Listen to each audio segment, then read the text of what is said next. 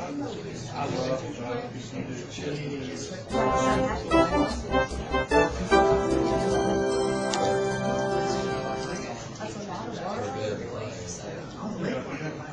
yeah, my car was getting ready to bust, and I wasn't even going to drive to the restaurant. I drank that pizza today, so I was like, oh, look, because I was going to call it a ride. Well, it's not really. The problem is, I have to leave at 3 o'clock.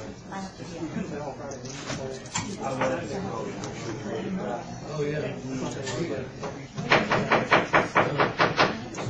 I'd like to call this meeting as a continuation meeting of the Macon County Board of Commissioners to order.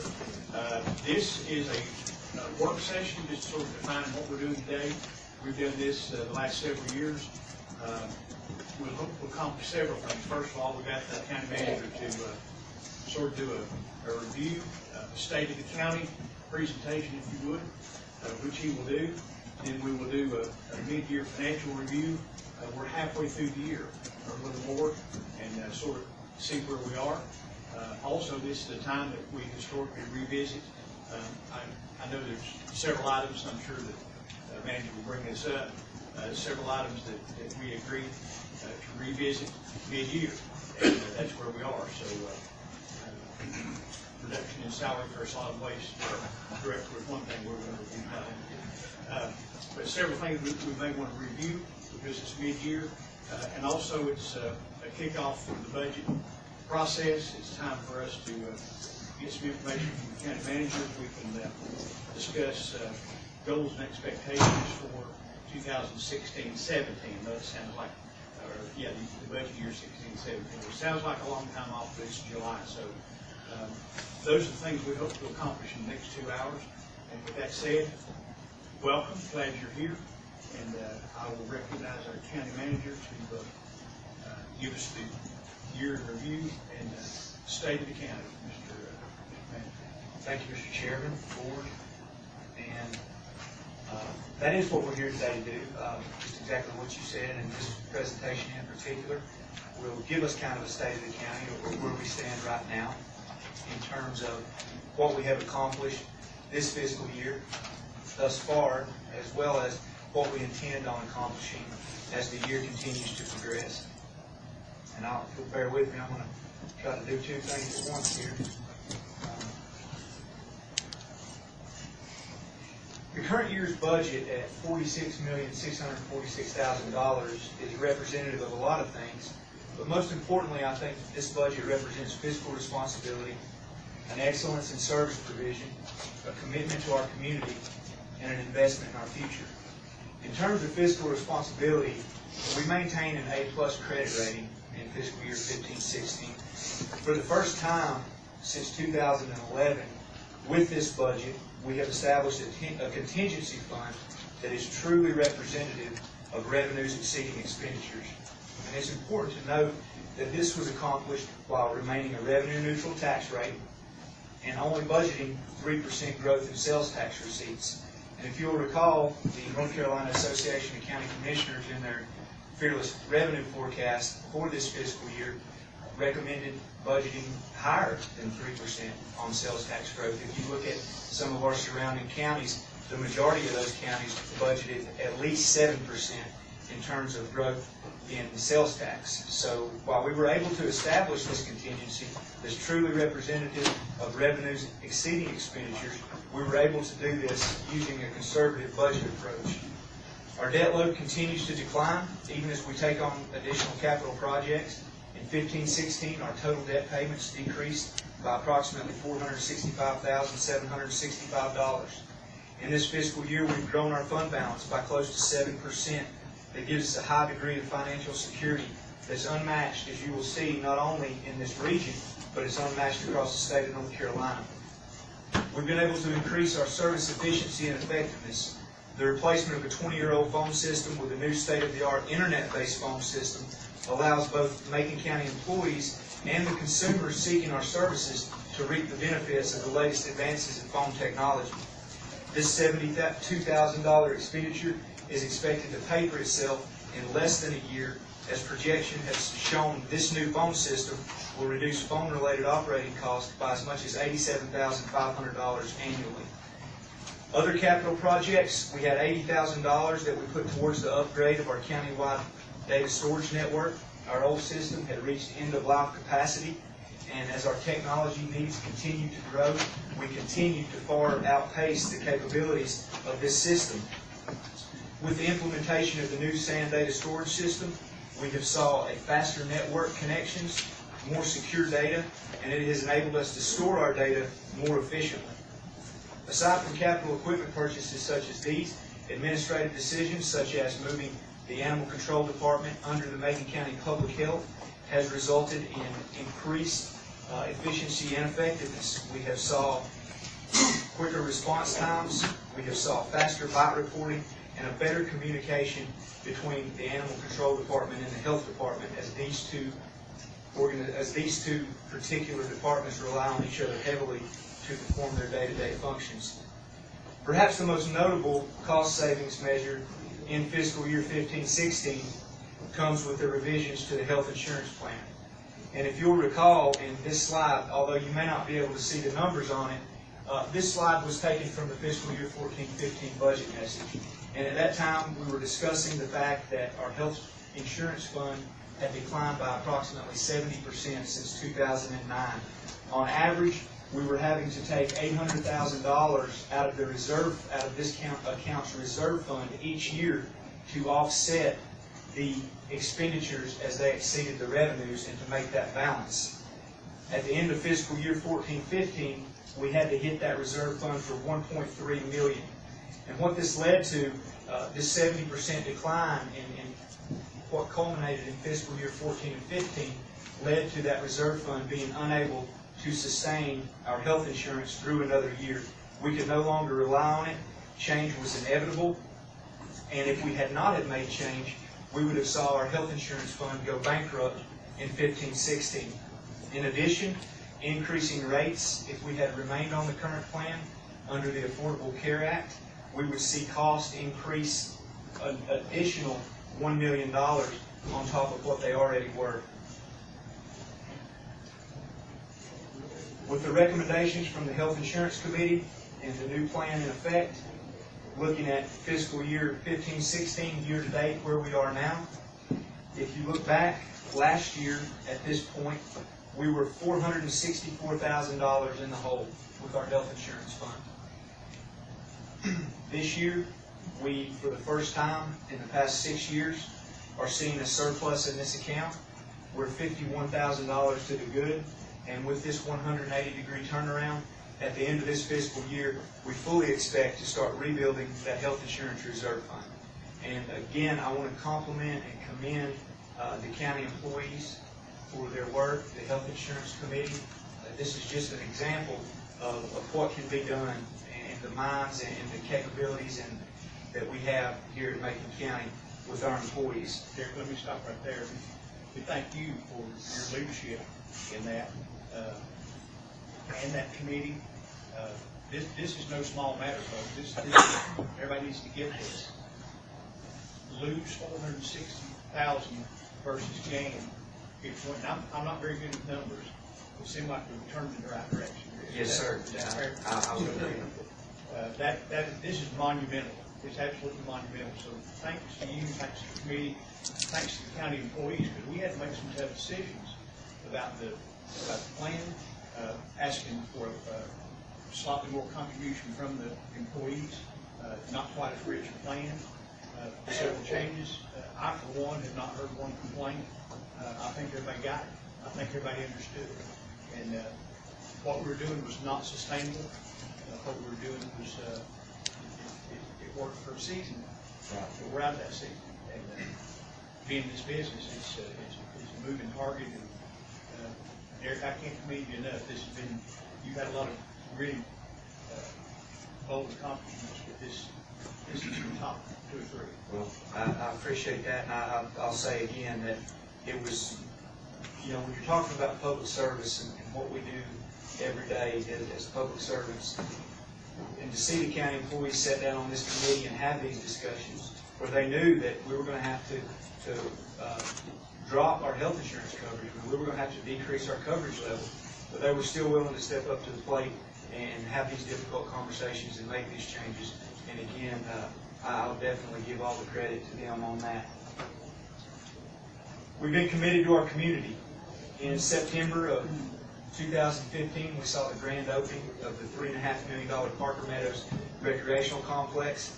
And I feel that the grand opening and the events surrounding the grand opening, more than anything, highlighted what we had said all along, is that this park is first and foremost for the citizens of Macon County. The first games played on these fields represented the birth of MCARS, or Macon County Adaptive Recreation and Sports. Over 200 mentally handicapped and disabled children from Macon County, ranging in age from elementary school to high school, participated in this event. Aside from that, there were more than 150 volunteers, primarily Macon County government and Macon County school system employees, that helped with this event. In addition to providing the increased recreational opportunities for Maconians, Parker Meadows was touted from its beginnings as being an economic development tool. This was a new venture, though, for all of us. We'd never been here before. We'd never been in this business. And there was a lot of uncertainty surrounding the impact that this park would have on our economy. Following the first two ball tournaments, however, I think that any uncertainties that anyone had can be put to rest, as the economic impact has far exceeded what we expected for this facility. The two tournaments that were held there this year, one in September and one in October, brought 71 teams to Macon County. Motels were full. Lines at restaurants were out the door on these tournament weekends. But where you can really see the impact it had is when you look at the sales tax receipts. When you compare this year's sales tax receipts to prior fiscal year for the months of September and October, you will see that September sales tax receipts were up 16% over prior fiscal year, and October sales tax receipts were up 6% over prior fiscal year. This generated an additional $150,000 in sales tax receipts in Macon County. And as we look towards fiscal year 16-17 and this spring into next fall, we have 25 tournaments on the slate. And the conservative estimates that we have right now project a total economic impact of $6 to $10 million from this level of play. The sales tax increase was in the month of September over prior fiscal year, 16%.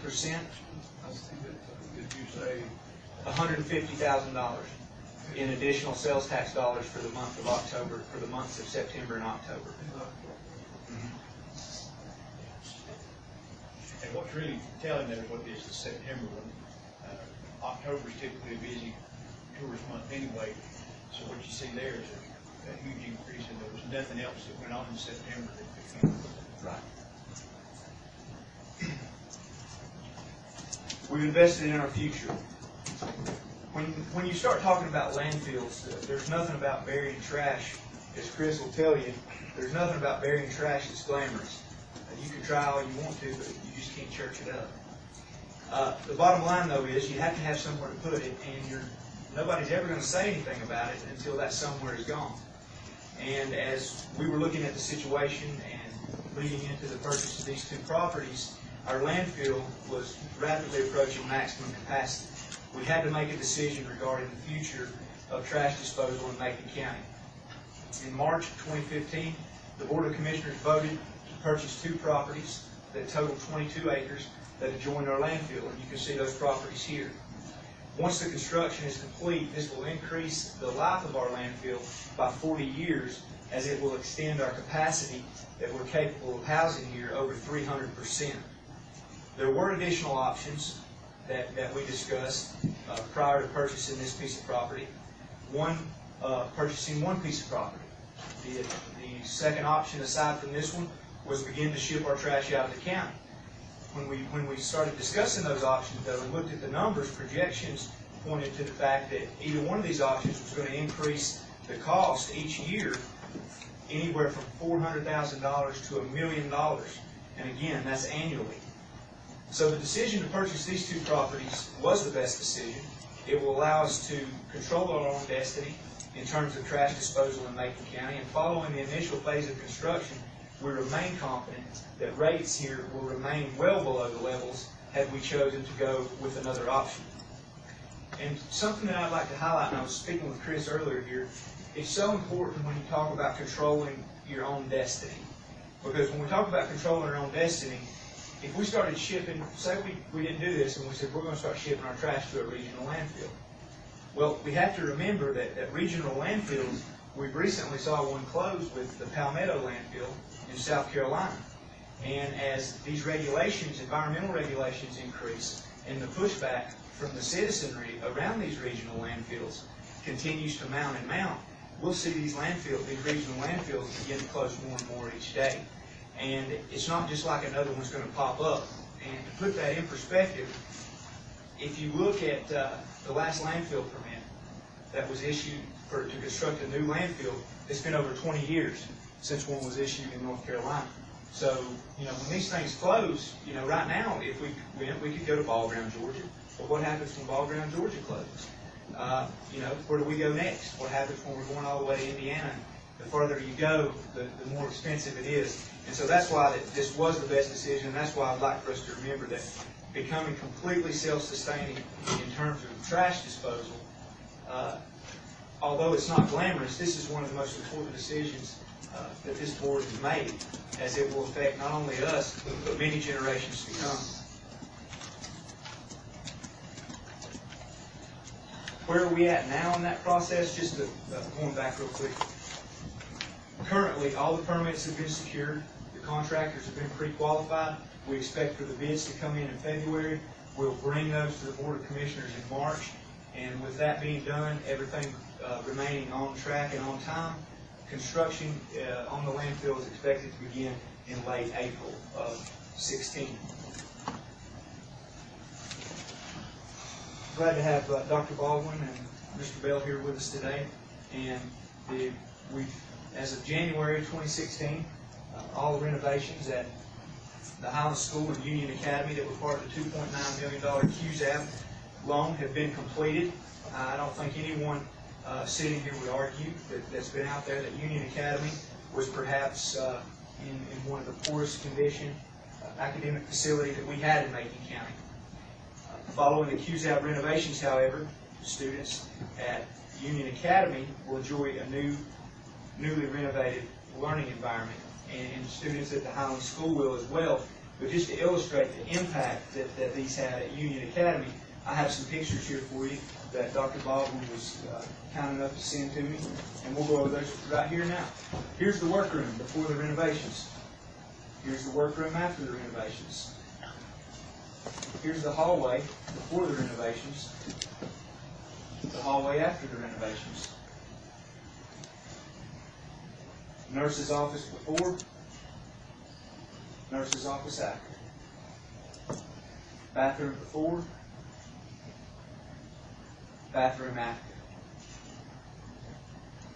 The completion of these QZAB renovations brings the total capital project funding for Macon County to the public schools at close to $50 million since 2008.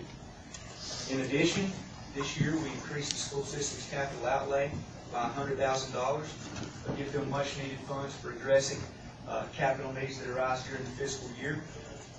Operating funds were left at prior year levels for 15-16, and as we're looking at getting results back and seeing audit reports, this level of funding appears to be sufficient, as the school system was able to rebuild their fund balance by $1 million. They were able to put $1 million back in to their fund balance this year. And in addition, as we look toward the end of this year, the state increased funding by approximately $540,000 in fiscal year 15-16. So with the increase in state funding and operating levels left at where they were in fiscal year 14-15, we're confident that we have given the schools the money they need to carry out their operations, and hopefully we'll see another increase in fund balance equal to or greater than that was achieved this year.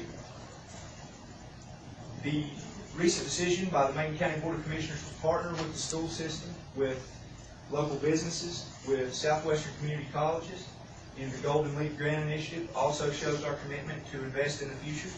This $60,950 match commitment from Macon County will provide us with $778,000 in Golden Leaf investment.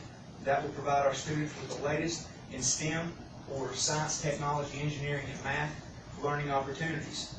So with that, I hope to show you from landfill to the science lab, we continue here at Macon County to invest in our future. And so to wrap up, we've been fiscally responsible. We've increased our efficiency and effectiveness in terms of service delivery. We've remained committed to our community, and we continue to invest in our future.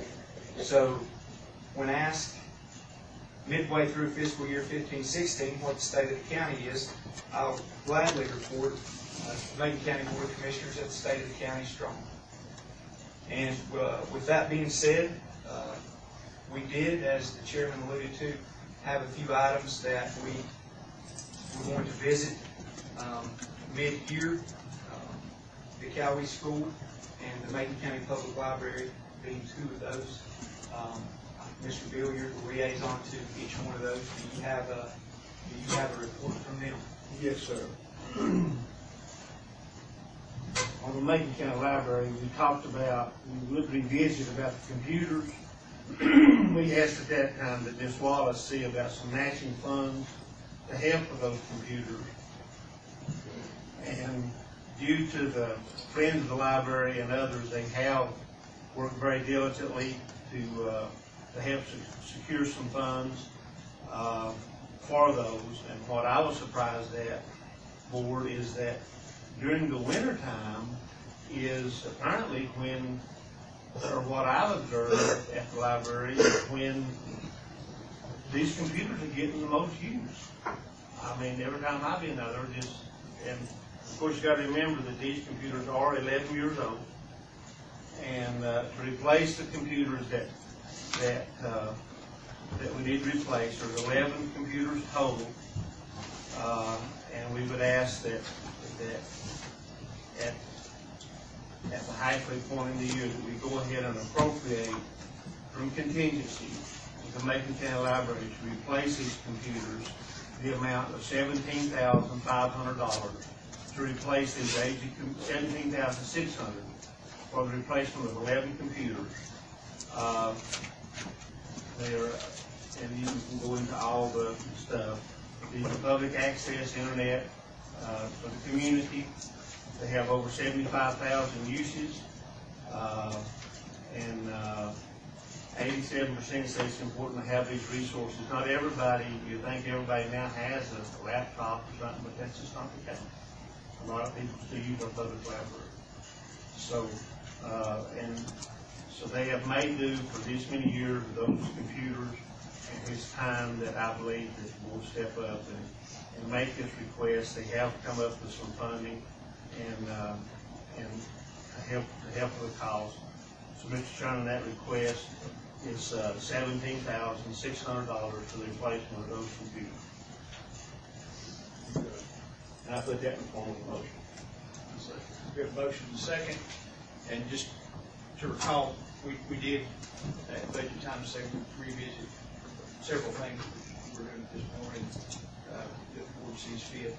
The motion is to take that from contingency. And I think I checked the deck before the meeting. I think our contingency stands about $130,000. Is that correct? We're about 136. Say that one more time. 136,350. So we're still in a good position, and that, just to remind all those in attendance, contingency is a line item in the budget.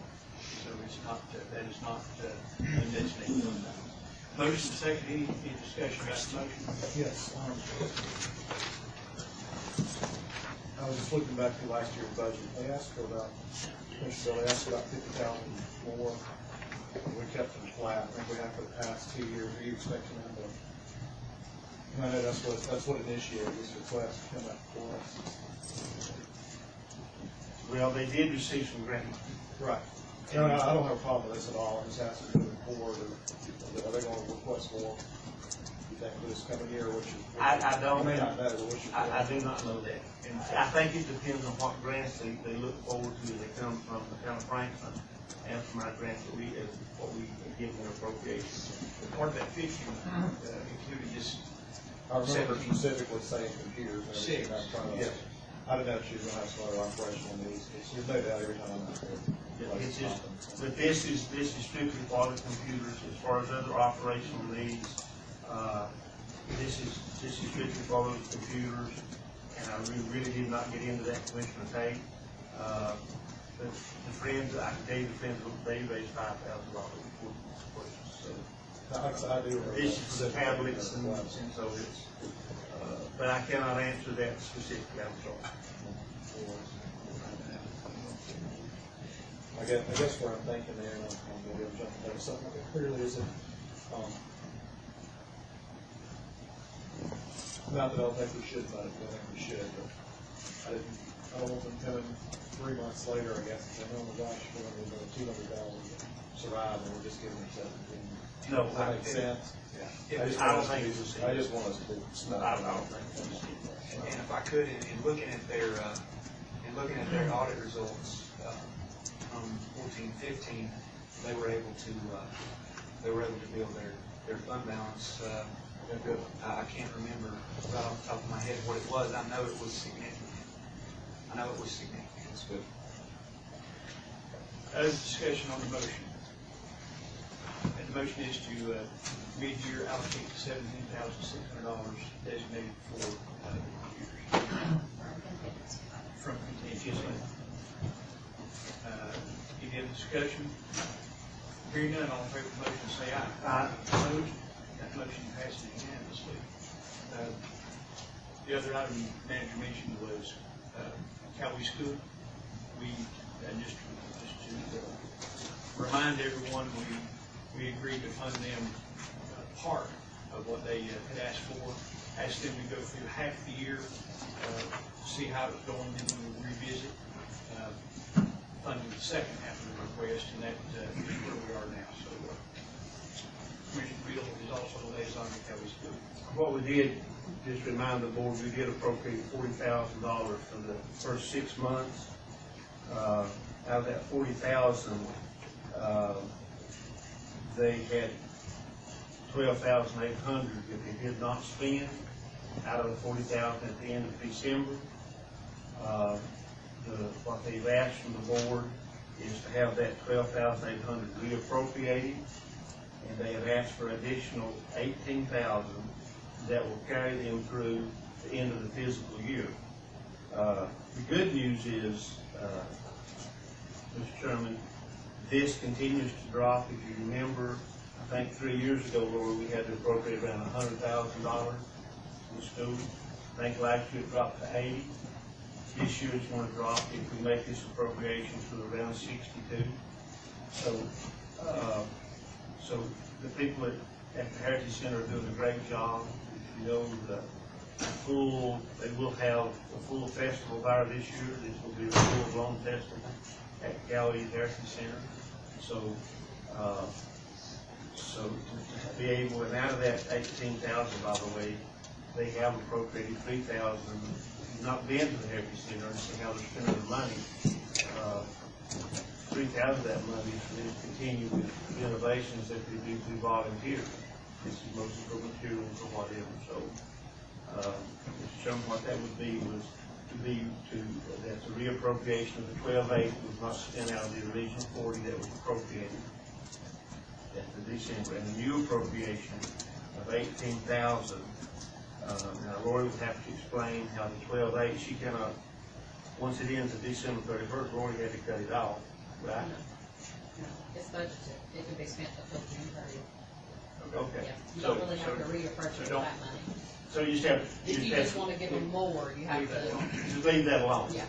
So That's the safe. reappropriation, so the appropriation amount to continue, to have enough for them to continue through the end of the fiscal year is $18,000, and I think, for the Heritage Center, for them, they've come a long way. And they continue to not, if you visit the website and see what coming forth and how they're continuing to be able to stand on their own. I think it's a testament to the board and the guidance they're receiving from some good folks. And of course, they partnered with the Heritage Committee of Macon County. They have other partners coming on board. And so with that, I would make the motion that we appropriate $18,000 from contingency, and that will take care of the Cali Heritage Center through the fiscal year, through the end of the fiscal year. Do you have a second to that motion? We have a motion second, and just a comment. Yes, just a comment, again, commend our manager for his conservative efforts in budgeting. I think sometimes when you want to budget half what you gave the year before, and you say you'll revisit that halfway through the year, what you're telling them is, do as good a job as you can with the money you have, and we'll think about it rather than just giving you money up front. And just to point out, if this motion is successful, the 40,000 was 50% of what we gave the year before, roughly. And then if you take 40,000, say that we gave in 6 months, if we gave them 40,000 again, that would equal that. We're not giving them 40 motions for 18. So you see, we essentially cut those funds. And don't look at that as a cut of the project, but it's just a moving the effort to make them self-sufficient. And they're well on their way. So that is the motion, and we have a second. Any other discussion? I have one question. Ron, used that 18,000 additional. Is there one specific line item? Is that their contractors to continue their contract with Gussy? Well, that and the 12A goes to the contracted services, operating supplies, part of it, 3,000 to the renovation, the telephone, internet, which they're going to revisit. We had that meeting. I think we're paying way too much money for that, and the rest of it is for electricity and the gas bill. Lord, show us roughly 58. Yeah, they've actually spent like 27,000, plus the 18. We're hoping to save Yeah. 3. So Yeah, that's what I'm saying, right? it'll be 58. The HSC, the total allocation for the year is 58. It's gonna be 58, right? It's currently 40. So that's over 20,000 less than the. Less than. Correct. Actually, Yeah. Any other discussion? Wait, 1,000, so you take 136 minus 17.6 minus 18, whatever that is, it'd be roughly 100,000.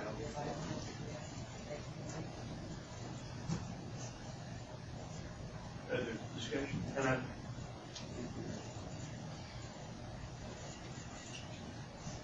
Hearing none, all in favor of the motion, signify by saying aye. Aye. Opposed? The motion passes. Okay. Mr. Manning? That's all I have, unless, you all have any more questions, I'll be happy to answer.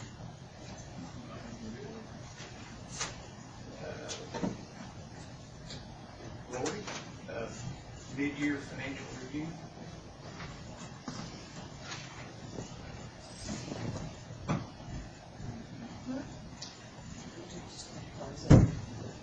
Minimize it.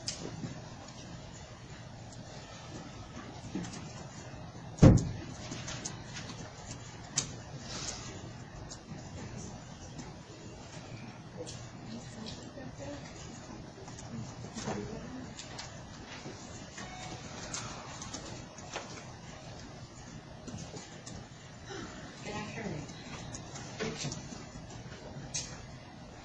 Okay, so as we do every year, I'd like to give you guys an update of where we are with sales tax, ad valorem motor vehicle tax, general fund revenues, expenditures, debt service, and then the health insurance, which is actually kind of the same slide Derek had in his presentation. So first of all, let's talk about sales tax.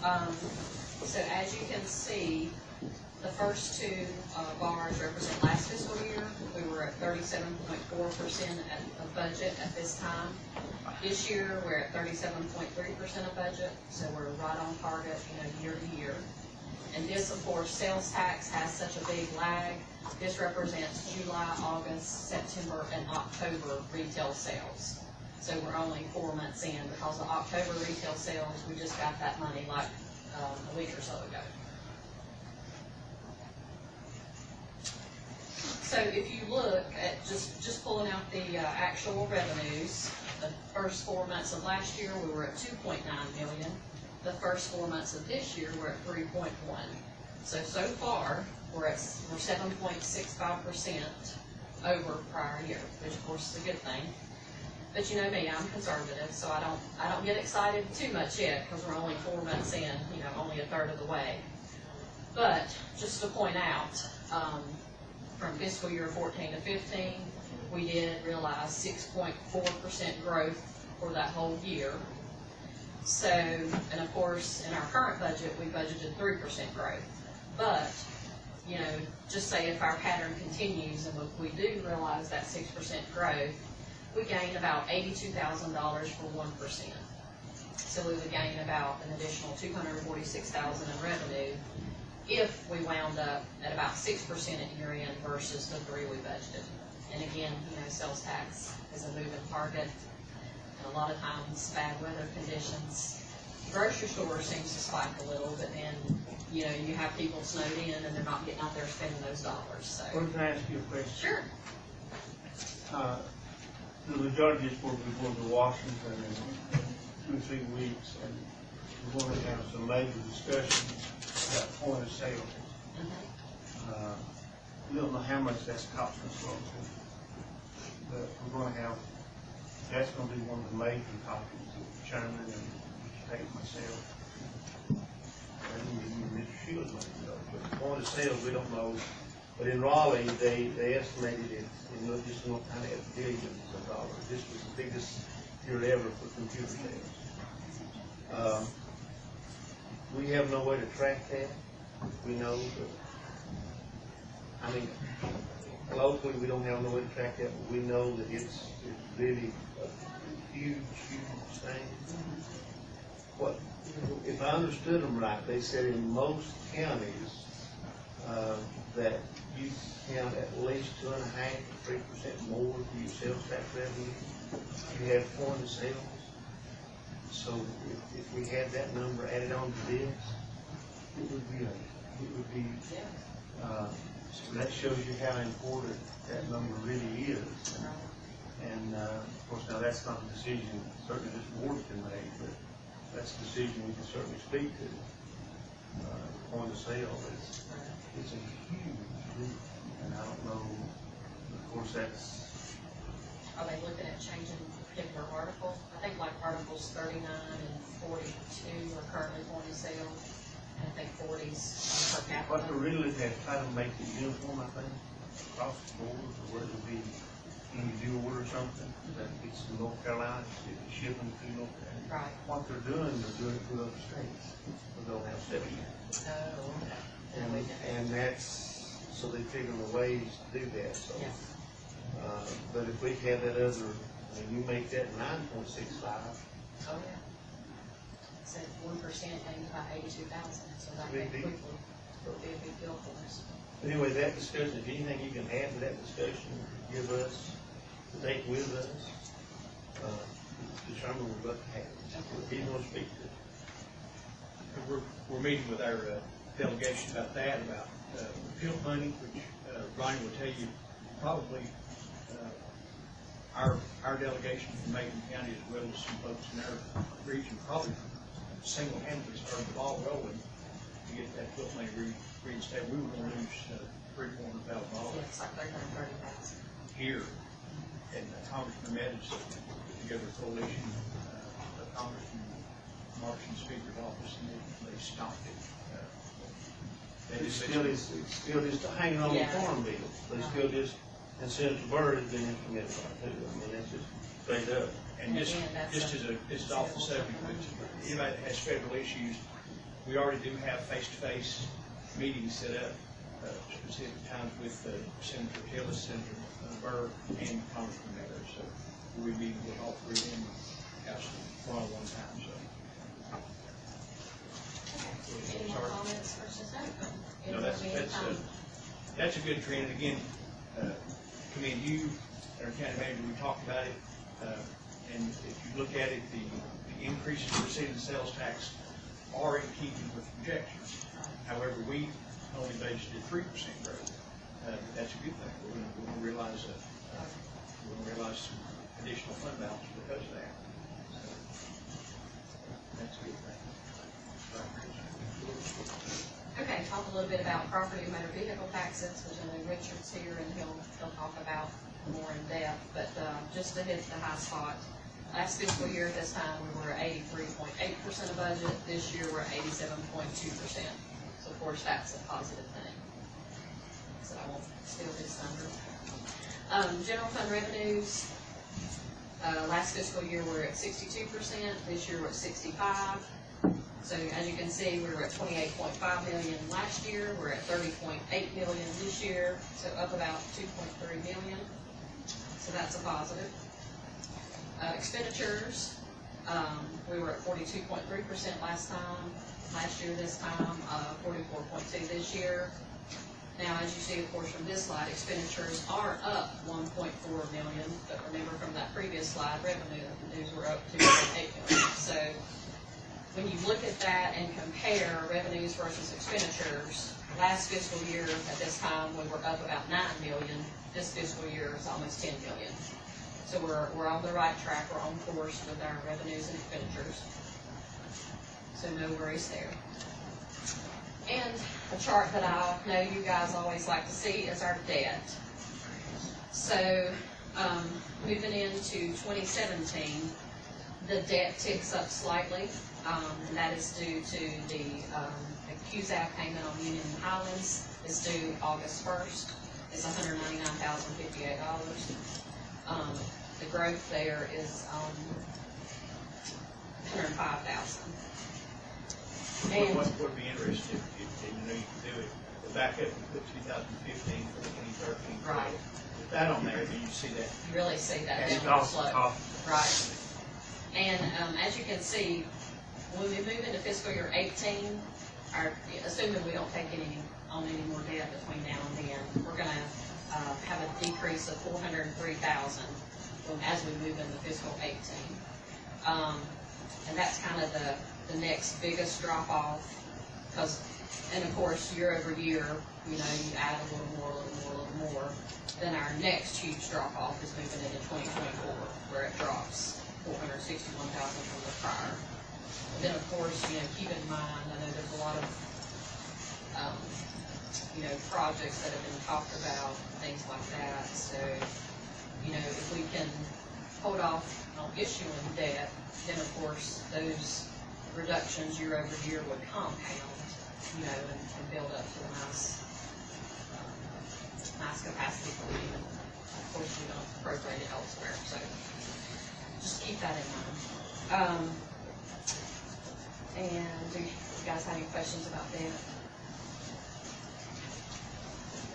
And then, like I said, my last slide, Derek's already stole the thunder on this one with the health insurance fund. But, as he said, the committee, I think, was a great idea. We worked well together. I was part of that committee. We had a lot of good input from all the employees that participated, and we're on the right track. So, as he said, the state of our county is strong, and I think we should be able to end the year with at least probably about the same fund balance percentage, if not grow a little bit. I would concur with that. That's all I have. Unless you have any questions. Very good. We recognize our county manager, move into some discussions about her proposed budget calendar, how to go into our budget. So, Mr. Manager. Yes, Mr. Chairman, I wouldn't take long. All I'm going to do is you have a copy of it in front of you. And, Please turn off all cell phones. I don't know my number on this. Shoot. Today, of course, is the kickoff for our for the budget year, 16-17. February 22nd, we will have our preliminary budget meeting with department heads. Does everybody have a copy of this? Go ahead. March 21st, the department heads will complete line item budget, and they will return the hard copy, request, and narratives to the finance office. March 28th, the finance office will print the line item budget for my review. April 4th through April 15th will be the department head meeting, where Lori and I sit down with department heads and go through their budget requests for the coming fiscal year. April 15th will be when the outside agencies like Macon County School System, that's when they will submit their budget request. May 10th, 2016, I will present the recommended budget to the board, and it will also be distributed to department heads and posted on our webpage that day. May 10th, 2016, until whenever we come to an agreement on the budget, we will have work sessions. June 14th, 2016 at 6 o'clock p.m. will be the public hearing, and 1 week later on June 21st at 6 o'clock p.m. is when we have slated to adopt the fiscal year 16-17 budget. So we don't, the county commissioners do not really get involved until April 15th. Till May the 10th.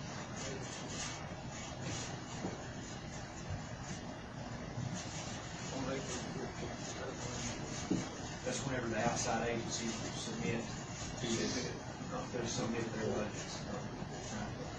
We will more than likely, and we usually do, I know we have a work session with the school board, and that's sometime after May 10th in these work sessions.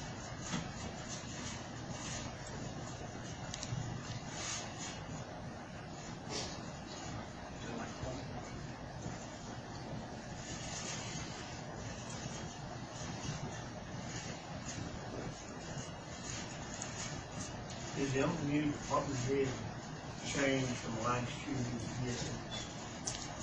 That's the only, veteran Veteran services. that's right. Well, yeah, that would be difficult, that would be a line item in the health department. We did negotiations and moving that under the health department budget to leave it separately. It will be included in their budget, but it's going, I mean, that department is totally county dollars. So we're going to, it doesn't have any, there's no state money or federal money coming through that department. So we'll get it separately, although it will be part of the budget. Well, we have the superintendent, I think, three superintendents in your piece coming up. So you'll be starting off yours at that time too. So when you have the school, you have a specific deadline. They're going to turn their budget in on April 15th. Once they turn their budget in and the budgets are reviewed and the recommended budget is put together, we will then start meeting, having work sessions. Some of these, It will be, last year it was with, remember we had it at Iowa School, it was with the entire board. We sat down with the school board, kind of went over what we had recommended and as compared to what they were requesting. So I would say that it will be similar to what we did last year, and that'll happen sometime after May 10th. And Dr. Baldwin and I will set up the time and we'll relay it back to each of the boards. Still good budget process, talking about the liaisons, be a part of that process, so you know not only what we're gonna do with facilities, or what our current facilities, but also what our needs are of operation. I think they're making a whole lot. We did. Well, I mean, we don't tell me, but we're making a whole lot. I think that's good. We already had the review of it.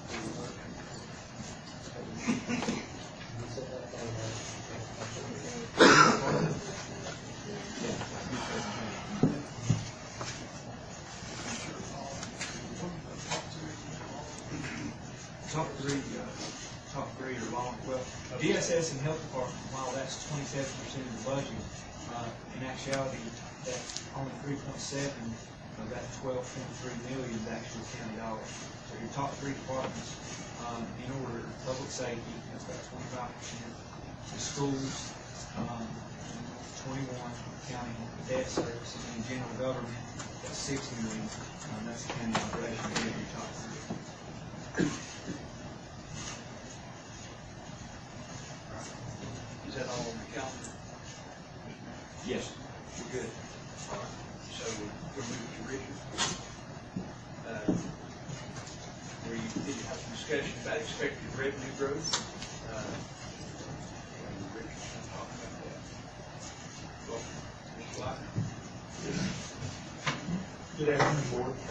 I don't have a lot of PowerPoints this year, I'm going to say. On the revenue growth, 52% is property values, and that's where you have the loan tax come from.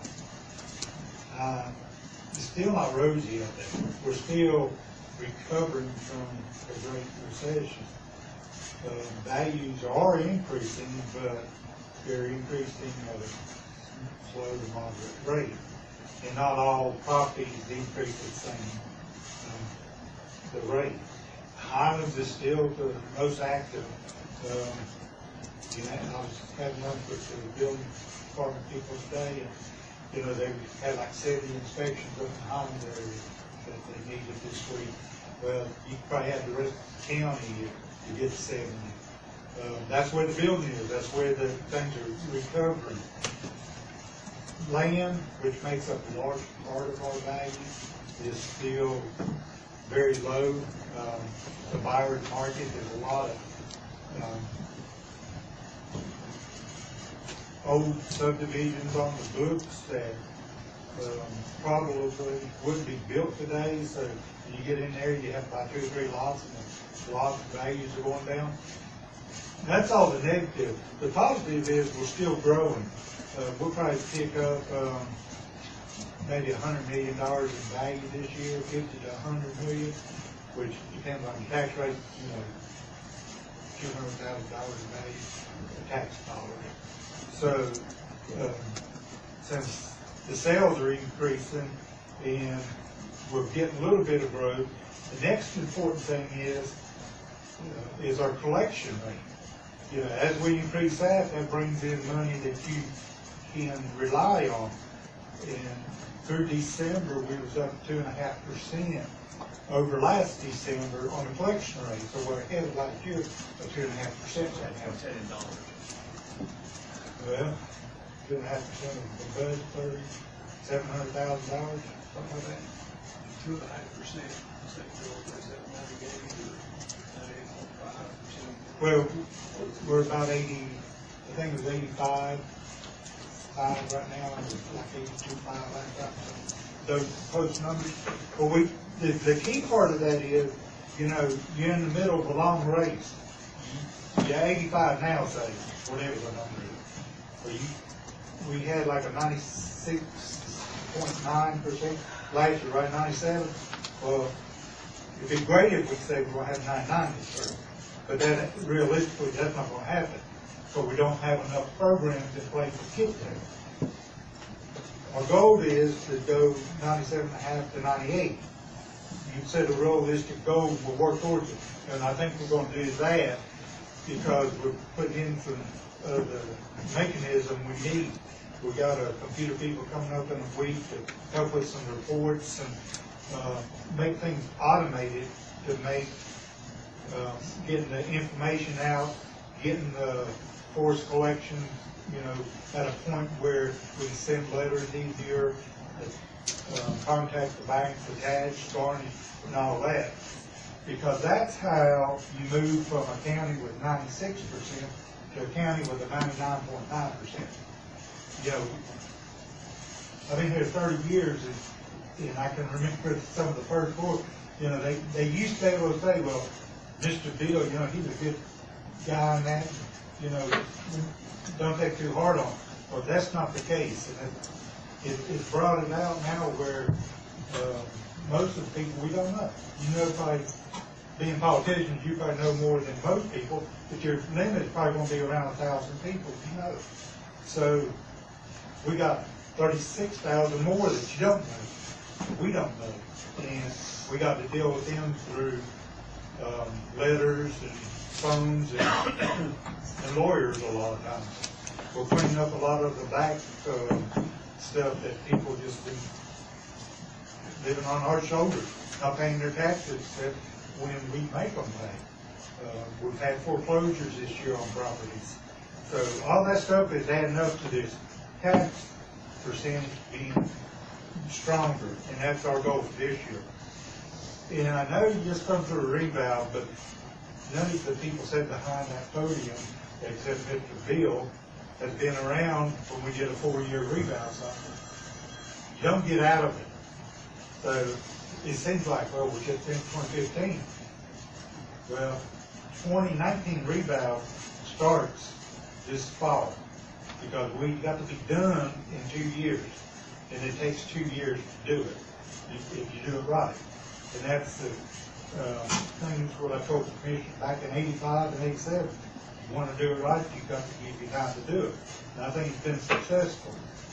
One thing we're going to address, and I talked to Derek already, this is my 31st year. And I started growing this beard, and I said I'm going to shave it when I retire. So either it comes off pretty soon, or it's going to come off in 4 years. In 4 years, it may be down here. But we're being realistic. My collector's going to retire again in 4 years. The collector's under me. So we're going to have 2 major retirements in one department in 1 year. Revalve, and I have to get this straight right now, because we're all here talking about it, and budget's coming up. Kevin Ford's worked for me since '87 on Revalve. Jackson people are retiring. We need to hire Kevin in full-time in July, because we need to train somebody up to take over the shift. And I can tell you the bad part, if we don't do that, we'll be like Jackson, some of these other ones. You guys can go back to budgeting on a 4-year cycle. You can budget about $400,000 a year for a rebound, let alone what we do.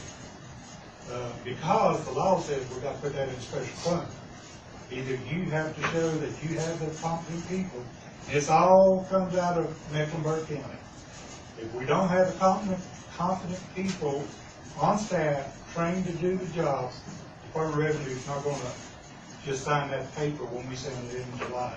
They're going to say, Macon County, you don't have the staff to do it in-house. You know, you need to show us that you're putting back the money to hire a contractor. And to hire a contractor in our size county is roughly $1.5 billion. So if we already through 1 year, and if we go that route, that means you would have to put back this year $500,000 to do the revalve this year, next year, and the following year. So, but the good thing is we are in place to just make a few changes and go forward. And that's what I advocate, and that's what Derek and I are talking about.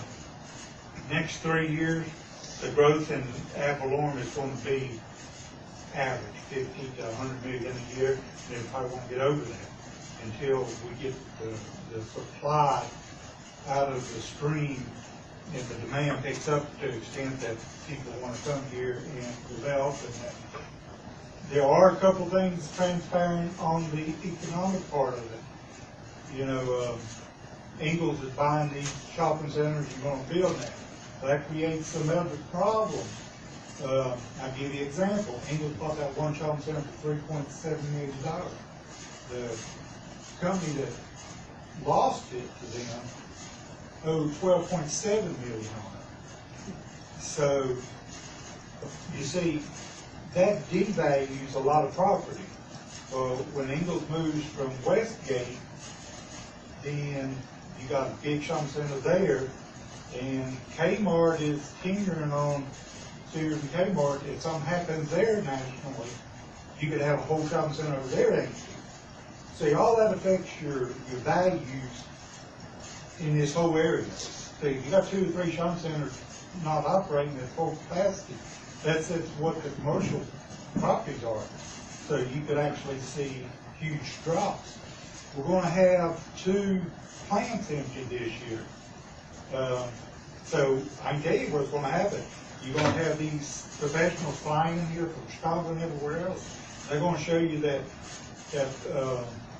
SKF plant, even though they're trying to sell for $3 million, they're gonna show you on paper that it should be $1 million. You gotta defend that. So you're gonna lose value on those. Another thing that's coming apart down the hill is all these apartments that we start seeing. We're not getting $5 or $7 million of value on those apartments. What we are getting, thanks to the legislative body in North Carolina, they have dropped that value down to less than half. So even though we had an apartment set up there for $7 million, overnight they come $3.5 million. So see, all this is cutting on your growth. So when I say you average 50 to 70 million or whatever, a lot of the reason is because you decrease the values elsewhere, and your net is going to be lower. And that's going to go on for a long while. Now, I'll show you.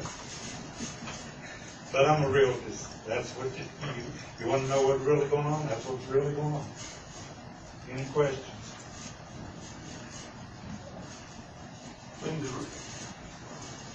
You got 2 retirement, well, you just mentioned 1. Takes me out, you know. That's me. That's 2.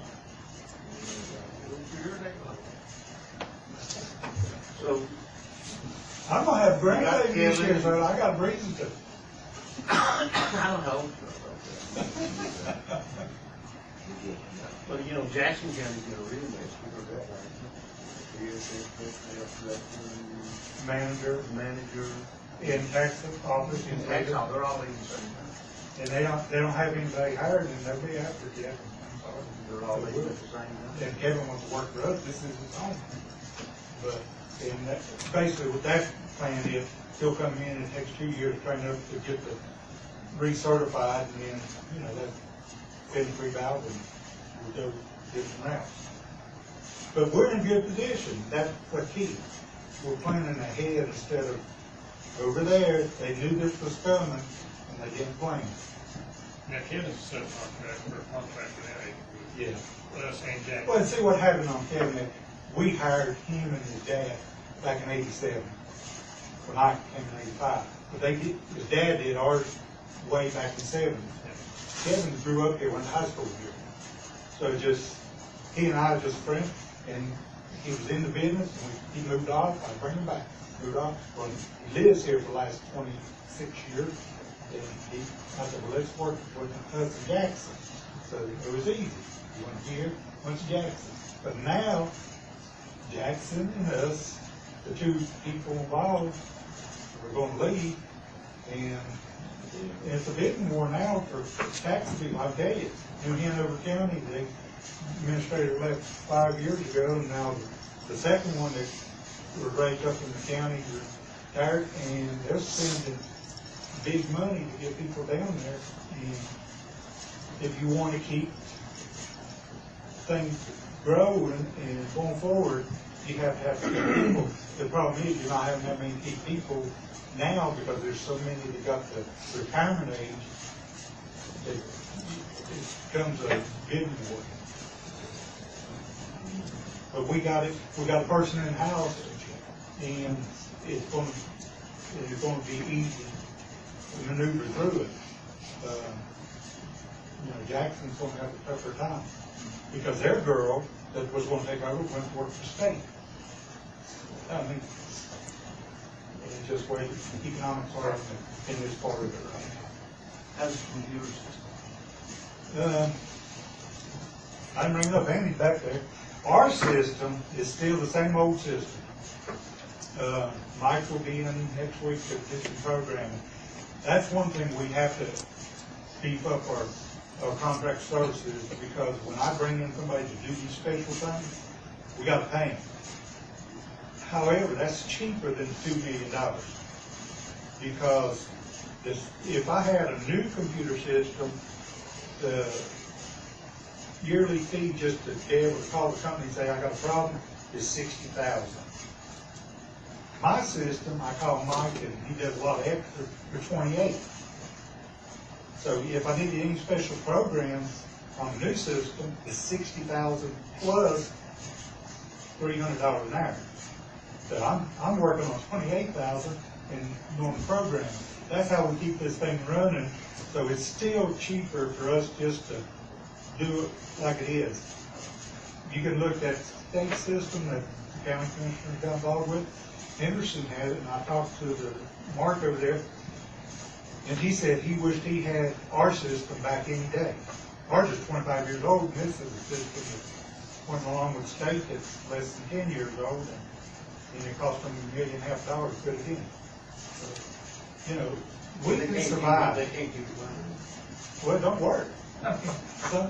Some of it does, some of it don't. So we know what we got, we know how to work with it, we can make it work, but, you know, it costs us maybe a service call now and then to keep it going. So I'm satisfied with it. It does everything Macon needs at this point. I don't think we have the funds. I don't think we need to spend $2 million. And I don't think we end up with anything near as good. So, we'll just make it work.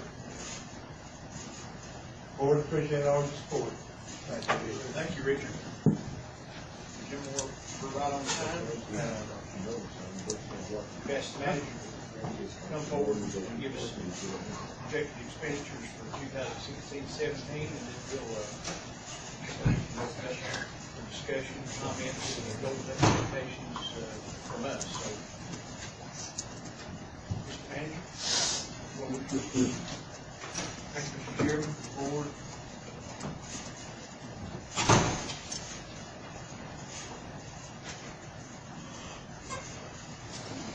I have two department heads saying, they're asking, you sure we can get through this? You sure we can get through everything in 2 hours?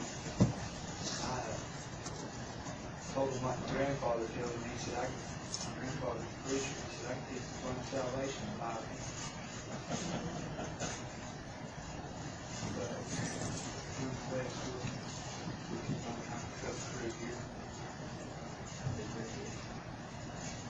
I think it has included on point everything we need to hear. And now as we look to the coming 16-17 budget year, you know, up until now, we've looked at the performance of this organization this year and some of the things we've done and the accomplishments we've had. And I'll have to say that I'm so proud that I'm part of this organization. And when you look back, we're in the public service business here in Macon County, and I challenge you to find anywhere else, close by or far away, that's doing a better job than we're doing right now. And I can assure you that as we head into fiscal year 16-17, with our department heads and our frontline employees, that it'll be no different, and we'll continue to do it better. I expect as we head into fiscal year 16-17, in terms of the ratios, Mr. Shields had mentioned a minute ago, and we briefly spoke about the ratios in the budget.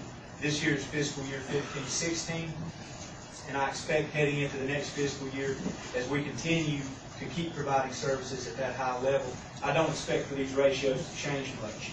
And as we mentioned earlier, public safety at 25%, that's number one. Education, although it is listed at 18%, you can add another 3% on transfer from debt service, bringing that to about 21%. And then our general government, which is the wheels that make the county turn internally, as well as those services like our building inspections department that are actually out there touching the people, providing the services. That's what comprises that ratio right there. So again, expect services to stay at that high level, and we'll continue to do that at the fourth lowest tax rate in the state of North Carolina.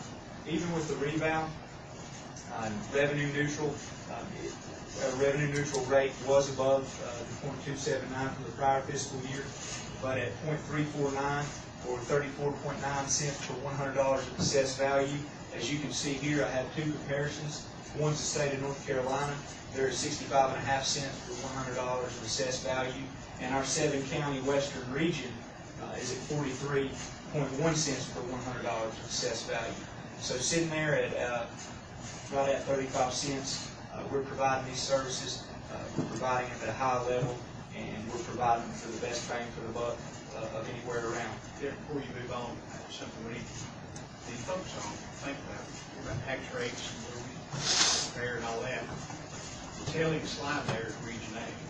The state, you can argue, well, things are different, Chapel Hill, things are different, and we had a condo in Chapel Hill, we paid $1.51 per $100 valuation, $1.51 per valuation. It's a different world right now, I get that, but it's not a different, we're not a different world from Graham County and Jackson County, which is what Region A is, it's Hayden County West, Cherokee. And the average in that region is 43.1, and we're, even after the rebound, we're 8 cents less than that, so it's pretty significant. As a comparison, our budget's 46 and change this year. Our neighbor in Jackson County, which has every comparable they have, the Hampshire region, which compares to the Highlands area of our county, they have Franklin, which is comparable to Silver. They have a similar population. All the similar things. Their county budget is $60 million. And ours is 46. So it's worth saying that out loud. Absolutely. They don't have two K-12.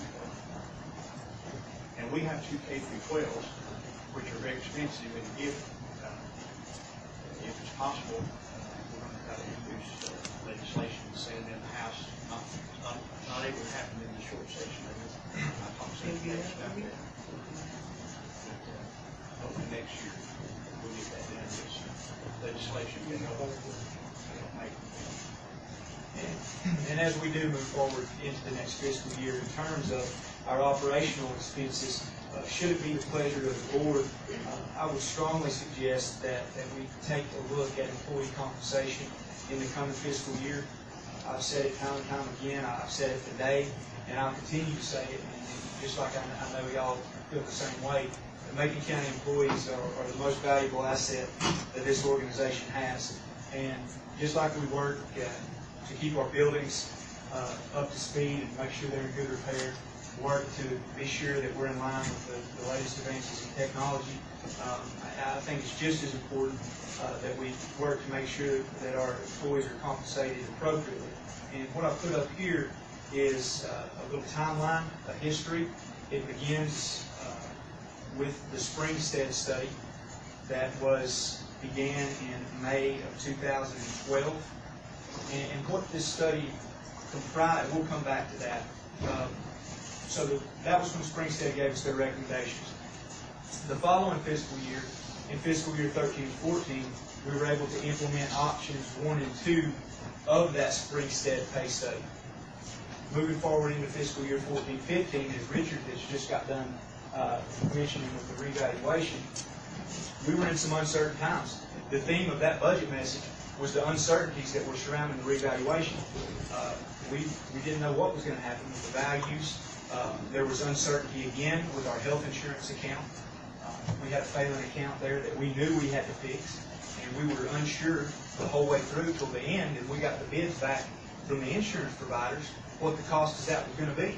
So that has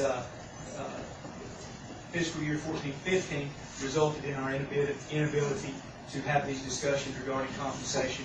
We did give employees 16 years of annual leave in this year. 16 hours. 16 years of annual leave. In fiscal year 15-16, again, the same thing we were saying. We did give employees a 2% cost of living adjustment in fiscal year 15-16, and at the same time, while the county began contributing more to the health insurance fund, to the tune of about $530,000 more annually, we were paying as a county, the employees still got a reduced benefit. And in many cases, they were coming more out of pocket for that health insurance. So the 2% COLA helped to offset that, and in many cases make that kind of a wash. And so on the timeline, here we're going into fiscal year 16-17, and again, be it the pleasure of the board, my recommended budget will include the implementation of some compensation options. Before we move forward, going back to that Springstead study, which I said we would come back to, the study that was conducted, basically, it was a survey. What they did was they came in and they selected 79 positions in Macon County that represented a cross-section of county employees. What they wanted to particularly get for that was the duties and the minimum, maximum, midpoint, and actual wages of each of the employees from these 79 benchmark positions. When they got that from Macon County, they wanted to see what other counties similar, that were geographically similar and demographically similar to Macon County. They wanted to compare Macon County to those and use that as part of their analysis. So when they got this together, they sent this survey out to 2 cities and 11 counties. And again, they were requesting for the same 79 positions, just like they evaluated in Macon County, they were requesting these counties to provide the minimum, midpoint, maximum, and actual salaries for the people working in the same 79 positions in Burke County, Henderson County, Person County, Bladen County, Transylvania County, Haywood County, Jackson County, McDowell County, Richmond County, Rutherford County, Watauga County, and then the 2 cities were Hendersonville and Morganton. 10 of the 13 jurisdictions responded to this survey sent out by Springstead, which is a response rate of 77%. Once they got these back, the results of the survey from these other counties and cities were put in combination with a proprietary system that this industry has for analyzing salary increases. It is called the SAFE Job Evaluation System, and that acronym stands for the Systematic Analysis and Factor Evaluation. So that is a little bit about the Springstead study and how that came about. Now, what were the results of that study? When the Springstead study came back, the major findings were that salary ranges in Macon County were at 21% below the market value. 90% of the positions that were surveyed, these 79 benchmark positions, were found to be compensated below market. And again, what is market? Market was what was established by these jurisdictions that responded to the survey. 55% of the county workforce was found to be getting paid below the minimum grade. And another finding in the study, which is unrelated to these, they did stress the importance of whatever we adopted out of that study, the ongoing administration, and to be sure that we kept up with it to prevent us from falling further and further behind. So those were the findings. What happened as a result of the findings? The implementation of options 1 and 2. Okay, what were options 1 and 2? Options 1 were the salary grades were adjusted. Our minimum, midpoint, and maximum ranges were adjusted to come in line with what we saw as the market, was the market trend or the market average. So we got that brought up. That 55% of employees that I mentioned in the last slide that were found to be paid below the minimum grade, those 55 employees were brought up to the new minimums from the changes in the salary grades. Option 2 was all other employees received a 2% cost of living adjustment. So that was the crux of what happened with the Springstead pay study. That was the findings, and that was what was implemented. Following implementation of that Springstead study, and in doing some research, there are still some lingering compensation issues. These portions that I just talked about, options 1 and 2, they did exactly what they were intended to do. But, as I mentioned earlier, the budget constraints that we were under, whether it be gearing up for the revaluation, the uncertainty surrounding the changes to the health insurance plan, have again forced us to put compensation discussions as part of the budget on the back burner. This in turn has created these lingering issues, and those that are most affected by this have been the long-serving employees. The long-term employees are the ones that are most affected here. Many of these employees are at the supervisor or the department head level. Those are your decision makers. During their time in Macon County, they've gained much organizational knowledge. They've gained experience. We've invested money training them. And again, that they're the ones that are making the decisions. They're extremely valuable and have much knowledge. Very important to this operation. Those long-serving employees that are not department heads, that are in positions that are not in supervisor roles, that are boots on the ground, those folks are just as important. Those are the folks that 9 times out of 10 are tasked with service delivery. Those are the people going out and actually, they're the face of Macon County. They're the ones you talk to. They're the ones doing your inspections. They're the ones you see at the front when you go in and you pay a bill. Those are the folks that again, are the face of Macon County. Each of these groups that I just mentioned, whether they're at the department head, supervisor level, the frontline employee level, those long-serving employees, just as important as their knowledge, just as important as their excellence in service delivery, just as important as their experience, is their loyalty to Macon County. They've been very loyal. They do what they do because they believe in public service. They have a desire to make this county a better place. To illustrate some of these issues I'm talking to you about, I've been putting together some information recently. This first slide here, and you'll have to, these numbers are small, and I do apologize, but if you'll look here, this is a printout of an average Macon County employee. This is a total compensation printout. It takes into consideration both the base salary and every benefit that we have to offer, whether it be sick leave, 401k, vacation time, retirement, life insurance. The average base pay of a Macon County employee is $37,210.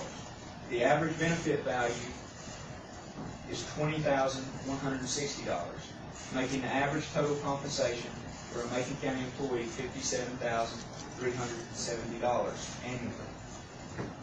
If you look at this same information for an employee in the state of North Carolina that is employed by the state of North Carolina, the average base pay is $43,785.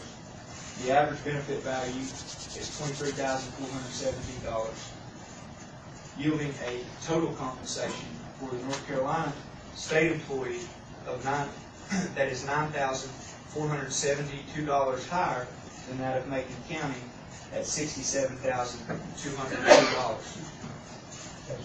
Aside from that, recently the Board of Elections provided me with some information, and here, this chart, you'll see Macon County is down here highlighted in yellow. Above Macon County, there's a peer group of 3. Cherokee County, Transylvania County, Jackson County. I'll sum this whole chart up for you very briefly. When you look at the number of registered voters in the second column here, further to the left, the average number of voters in these counties, Macon County has 100 more registered voters than the average. Our director's annual salary is $11,451 below the average for this 3-county peer group, and the average salary for the deputy director is $6,000 below the average in this peer group. Here's some more examples, and when I say, you know, it hits the long-serving employees the hardest, this is what I'm talking about. Right here you'll notice in the first example, and these are actual numbers taken from actual salaries of Macon County employees. Years of service, 16-year employee. The minimum of their salary grade is $30,731. They've been working 16 years. They're getting paid $30,773. So $42 over the minimum. 35-year employee at a grade 25, and this person is since retired. But at grade 25, 35-year employee, the minimum, again, of that grade is $30,731, and this employee at retirement is making $31,638 after 35 years. grade 27, 13 years of service employee. The minimum of this grade is $41,183. This employee is getting paid $41,483, right at the minimum.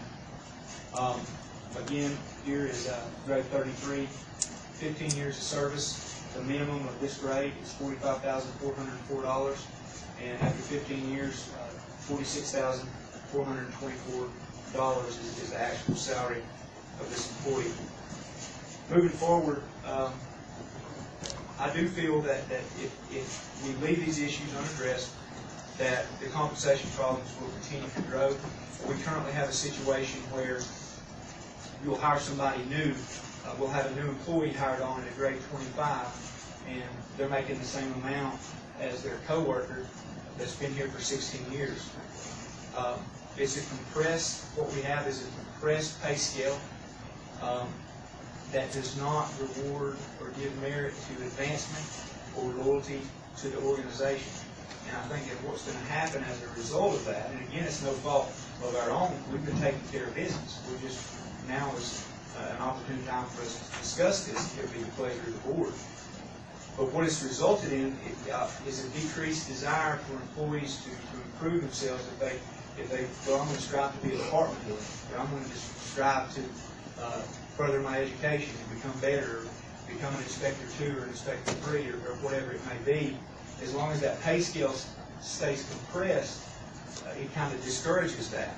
And I think more than anything, it's kind of a disenfranchisement to those employees 16, 21, 15 years that are working here, and you know, they've been loyal to the organization, they put their time in, and someone gets hired on making the same thing.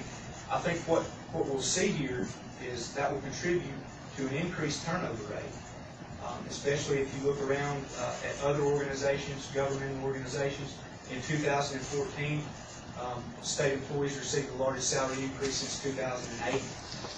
Recently, the town of Franklin and town of Highlands have implemented recommendations that have stemmed from compensation studies. And I would request, should it be the pleasure of the board, that we take a serious look at this in fiscal year 16 and 17. And the game plan that I have for doing that, it's not necessarily flashy. It's not hire an organization to come in here and you know, give us a book of recommendations like we got the first time. It's to establish a committee. People said to do the same thing with the health insurance, but if we have a committee of 4 or 5 or 6 good county employees that are willing to sit down and look at this, use the Springstead pay study as a tool. It's a tool we have. The things that these other surrounding municipalities and counties have done, they're tools for us to use as we analyze this. We need to look and see how far we are apart. We need to take everything. That total compensation slide was important because we have to remember, you know, just as important as the salary is the benefits.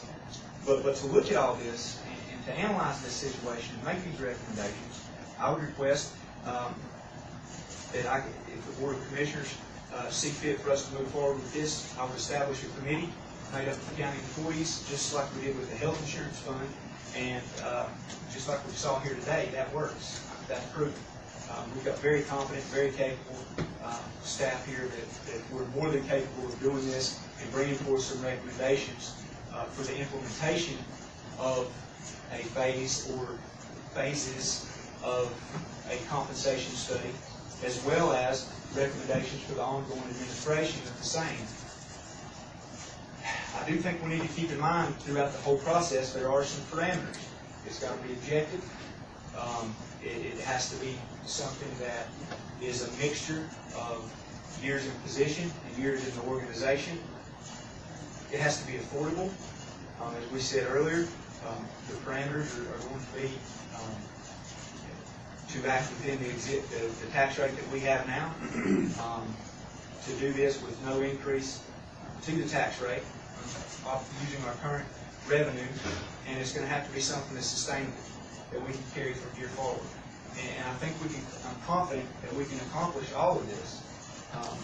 And again, if the board would, if that is a goal, that the board sees fit, I would ask that we go ahead and move forward with that, with the understanding that whatever recommendations and analysis come from this committee will be incorporated as part of the fiscal year 16-17 recommended budget. Aside from operational needs, some other things to think about is our fund balance level and capital projects. Right now, our fund balance level, if we said today, if we saw as of June 30th, 2015, our fund balance was at 42%. Again, we've mentioned it many times today, we had a conservative budget approach. That was, we budgeted 3% sales tax growth. Lori has told you the impact that will have if we see 6%. That will roll right into the fund balance and continue. We'll continue to see it grow. And it might be a time in this fiscal year that we ask ourselves, what's some things that we really need done, be at the pleasure of the board. If you look here, our fund balance compared to our population group average, as determined by the North Carolina Association of County Commissioners, it's 12% above our population group average. We're 15% above the state average, and the LGC required fund balance amount at 8% for enough money to get you through 1 month. They thought everything shut down. Of course, well above that. So we're in a great position.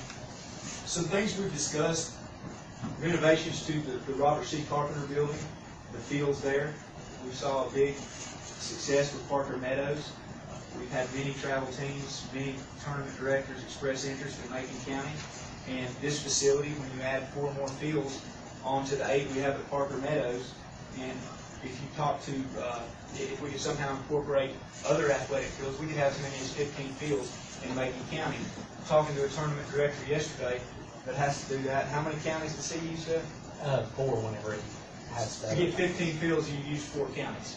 So imagine the impact that could have, and that might be something we want to consider moving forward into fiscal year 16-17. The simulcast radio system.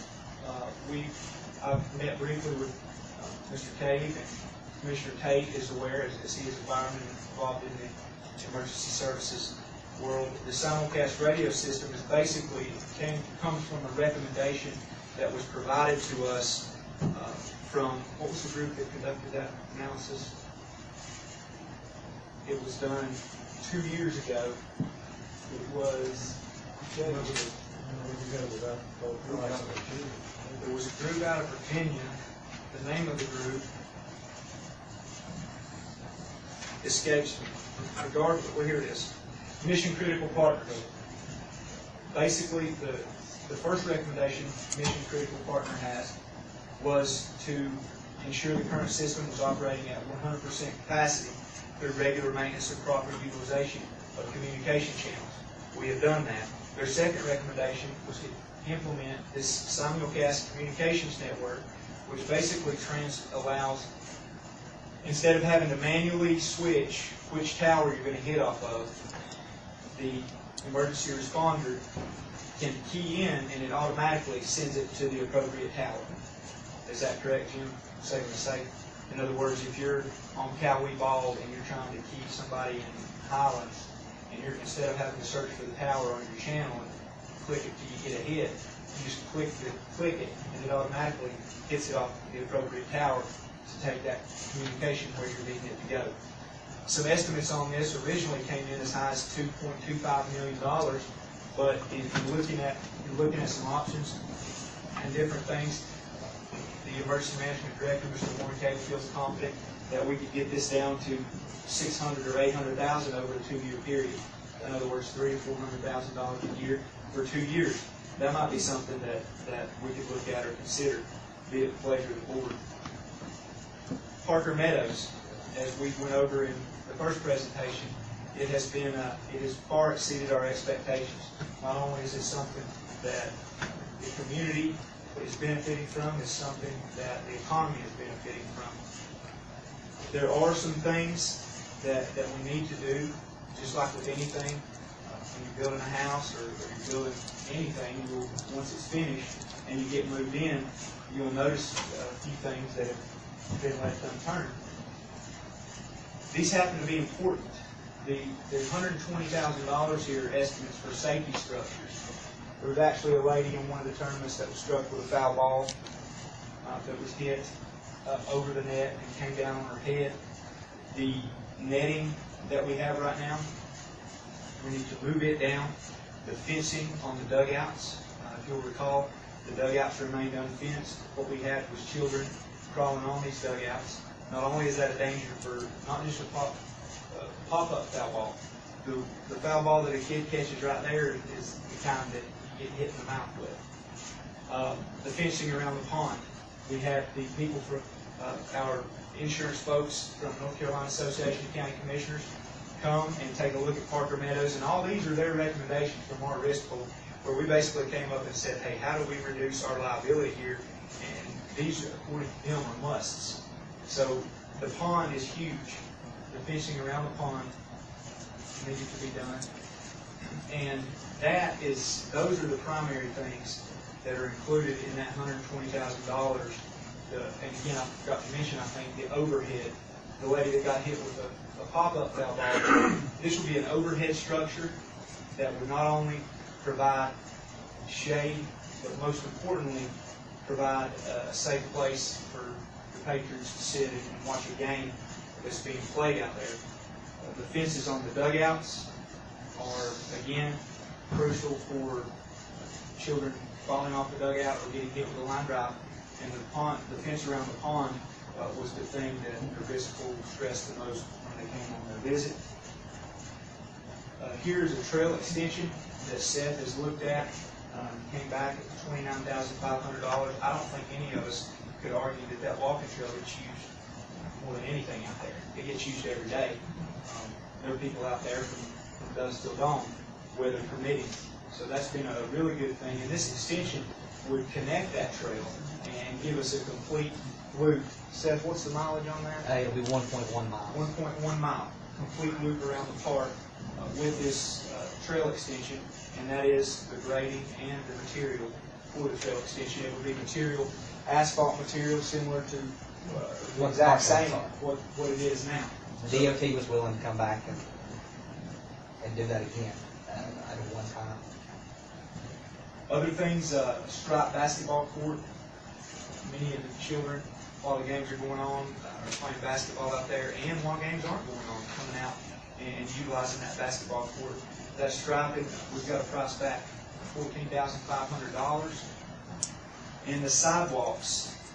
The sidewalk, if you remember from the big clover leaf, there is one strip that has not been sidewalked on the big clover leaf. That it's just, to bring everything into uniformity and give us that finished and complete look. That would be doing that more than anything, as well as the sidewalks leading to and around the batting cages that were donated by ServPro. Again, the safety recommendations have been came from the North Carolina Association of County Commissioners risk pool. I think Seth has presented these items to the Recreation Commission. These items have been discussed now at the board level, and be at the pleasure of the board. I think it is some improvements that would seriously, most importantly, give us a safe park. Secondly, give us a finished product and a complete look, as we will be having 25 games in the upcoming spring and fall tournaments. Tournaments in the upcoming spring and fall. I was thinking about it, and if we choose to move forward with this, the timing is going to be crucial, because our budgets are adopted in July, and that's right in mid-swing of the tournament, and the tournaments are not over till October. So the timing on some of this is going to be critical, but nonetheless, just another thing that the board might want to think about moving forward. I can speak to this. I'm on the rec commission. I'm the liaison on the rec commission, and this was discussed with the conservatives. The rec commission didn't have authority to move forward with this, because this is not in the budget for this year.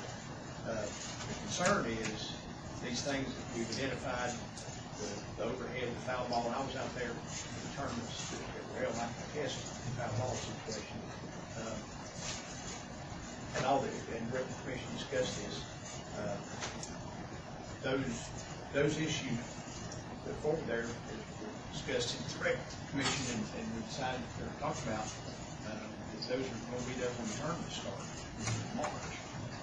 So, and I would be happy to recommend that we put this in the budget for 16, 17, but you're going to have, you're not going to get it done until the end of the tournament. You can't do this stuff in the tournament. You can't do it. So I'm going to throw it out there for discussion about do we look at moving forward with some or all this stuff before the budget year. If so, how do we do that? Seth, I know this was discussed at the Rec Committee. I'm not going to summarize it. Last week, they were completely on board with everything in the safety issues. Like you said, our first two tournaments are in March. And then we have a 2-week layover, and then we've got basically 3 tournaments a month, every month until the end of October. So there's not a time, especially those, the overhead, the shade and protection covers. Those are going to take some time to put in. They're 35 by 35 foot awnings basically. So they've got to come in and dig footers and pour, concrete and everything else. So if there's any way possible we could get the okay on that, if not all of it, because like you said, now's the time to be working, because it is a highly used park right now, and even in the winter where we've got 15 or 20 people walking, that goes to about 200 or 300 a day once we get going. And once these tournaments happen, it basically eliminates any of the walking. I don't know if y'all have been out there, but the inside of those clover leaves are full of people, and everybody that goes out to just walk and enjoy the park, they want to be able to stay on the outside and not have to go in amongst where everybody, where all the action and stuff is actually taking place. What the trail extension? Yes, it's the trail extension. Where did the Rec Commission vote on that particular issue? They said that they would like to look at everything, like the total picture. The sidewalk, they said that they would like to look at an irrigation system too. Where did they vote on that particular issue? To look at the whole, they voted for yes for the safety structures and everything, the basketball court and the trail extension. They didn't say yes or no. They just wanted to look at the overall needs of the entire park. What about the irrigation? The irrigation right now, we have main trunk lines ran to each of the fields. Yeah, it's underground. What we don't have is the irrigation heads on each one of the fields that can pop up to irrigate them that way. I know spider, we got water running to each field, but there's not a spider web that run out to Yeah. irrigate. We've got a physically manual move. system right now that irrigates the fields. I mean, is that sufficient to water the fields? Is that? It was at the time whenever we're not playing Little League games and everything else through the week. We've not went through a season where we've got a tournament on the weekend and then we've got games there every evening. It's going to be difficult at best to be able to sufficiently water it if we got into a major drought system, because it takes half a day to water one of those fields with a wheel coming across, and if you're watering, you can't exactly line and drag it and have it ready for games that night. So it's going to be, it'll be difficult once we get into the everyday flow of the spring. Now next fall, when we don't have league play through the week, I think it'll be it is sufficient for that. But the irrigation system that's actually in the ground needs to be our goal to work towards. But we don't have a price. We do not. After we left that rec commission, I've had a couple of people working me up a price, but I don't have a price on it right now. Mr. Chairman, can I make a comment? Talk to me a little bit about that protective awning that you're putting over where that valve all comes up, means it comes back down, doesn't go over the top. What's that structure? I've seen it, kind of a screen. What is the structure? How do you hold it over there? Yeah, it's a, if you can envision a pop-up tent, the ones that you do, a supersized one of those, except it's heavy duty. I mean, it's got 4-inch metal poles that are down in the ground, and it's a hip roof. Basically, you've got in the middle of each one of those clover leaves, you're gonna have a covered shelter, so to speak, in amongst that. Hey, it's gonna have a roof line with metal underneath it also. What's the warranty on that fabric? It's UV protected. I think that the last one was even better, and it's 10 years, which is about what you can get for anything that's going to be in the sun. Well, deviate a little bit. I noticed in the other day, they've had that same problem out there all those years, and that foul ball flies up through there. Or you need to have it protected or something, where that won't be, coming back And in. you have that thing at any ball field. You do. And you do. And we do it great part. The difference out here, we found out with these tournaments, is you've got the back field, you've got somebody sitting watching this game. If you're watching a game, you're paying attention, you're aware of the foul ball.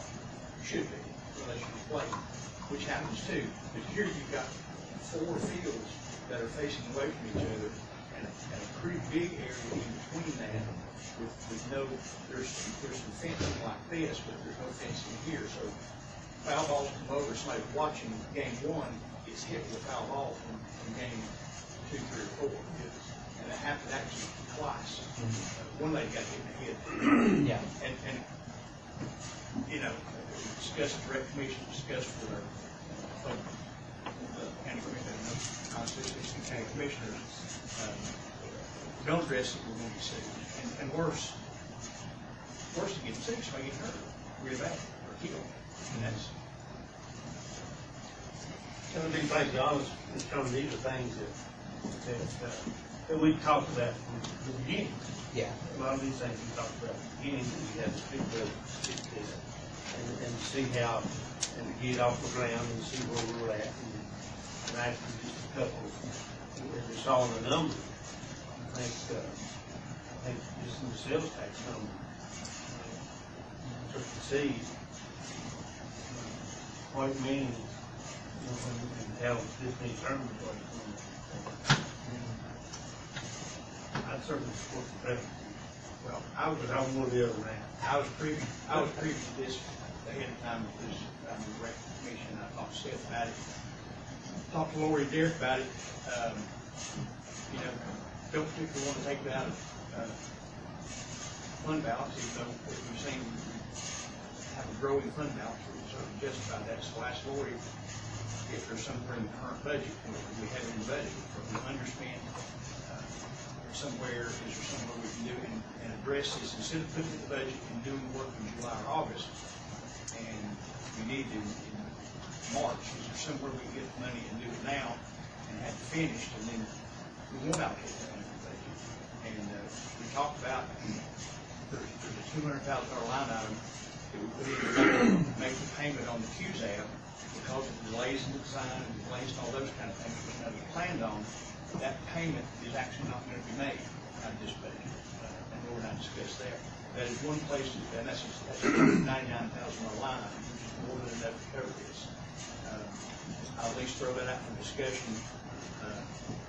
I know we've got and I'll discuss this with Mr. Bell. It's an unrelated but related issue, safety issue, the Highlands gym leakage, and we are making an argument to take some money and put it with that. However, discussing the opposite of this is crucial to get this done now. That we're talking about is possibly going to be better to be addressed in summer. So I'm just saying, I don't think anybody's good in their creation. We do need to address that, but how we need to address that hasn't been determined yet. And the exact cost of that has not. I will want to represent it. I'm gonna roll off what you said. I don't have any issue at all with safety structures, I don't have issues with roads. I think we've needed some results there. And based upon what you were saying, Seth, I'd like your recognition of the list of needs and what they have. And my personal opinion is in the business, but irrigation was a lot more important than basketball court. And I'd like them to study that. But anyway, what you look, because you're going to the paperwork, you're in a bunch. You go ahead, pull that same structure out, and get that done. And that's the one that's critical. The other part of it is, if you do those other things, you can discuss. I would agree. I think I'm going to concur with Commissioner Tate. The safety structure, I think those things need to be done. That includes the fence around the pond, or overhead structure, and all that, and around the dugouts. Needs to be done. The others would when, if you put those in a plan, when would those be done? And could you do those during this busy season? Probably easier to do the safety structure thing, you won't done because you have to be flat. Yeah. Now, the other things, can you do with these tournaments? Can you do? Everything else is on the outside, away from actual play. So yes, we definitely could do everything else. And the only thing about the basketball court, that's not the building of a basketball court. That's lining and use. Is that not? Yes. Striping. Yeah. And it's for it puts 2 basketball courts and 4 pickleball courts on it. Wow. No. It puts a 4-coat layer of court paint from basically I have the tennis court company that's actually came to give me my price is out of Raleigh. That's actually harder to get done than you think. Exterior court, we done the tennis court, out of tennis court. It is great. And that's striping for basketball use And pickleball. use. So it's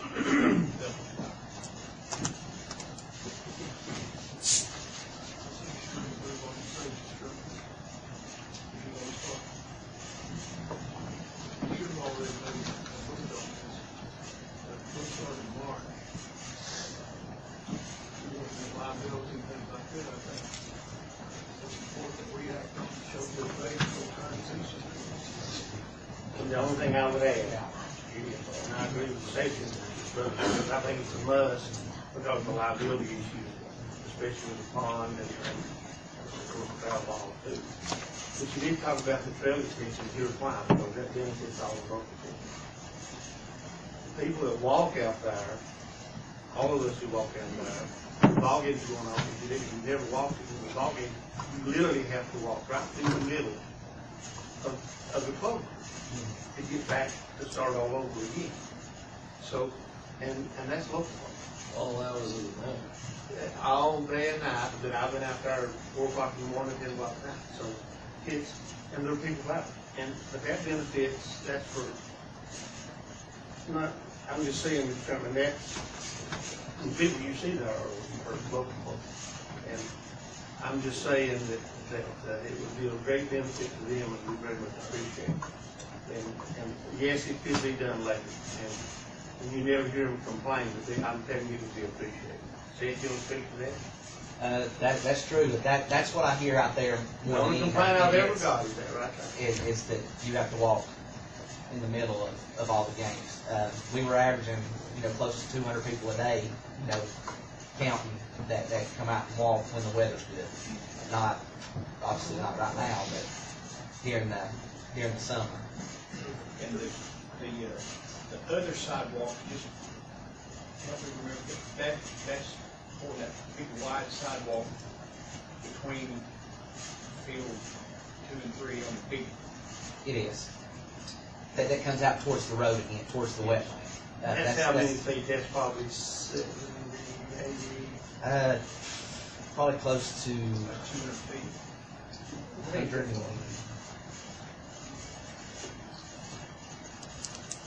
Probably 120 feet. 120, 120. And it's 10 foot wide. You could make it 8 and it would be the same as the other trail.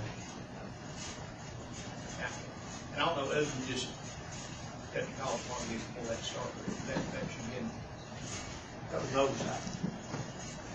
because it winds up being,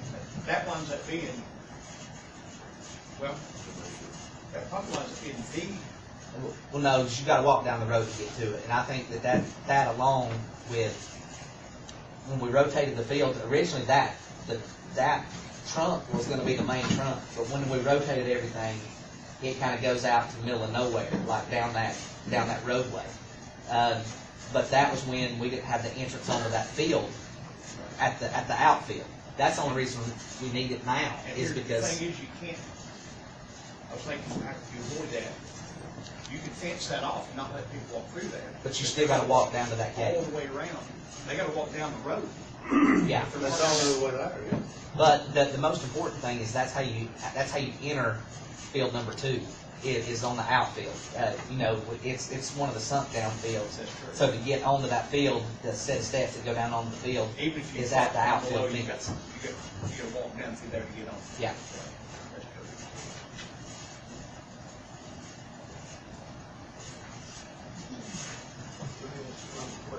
Somebody else is walking at nighttime.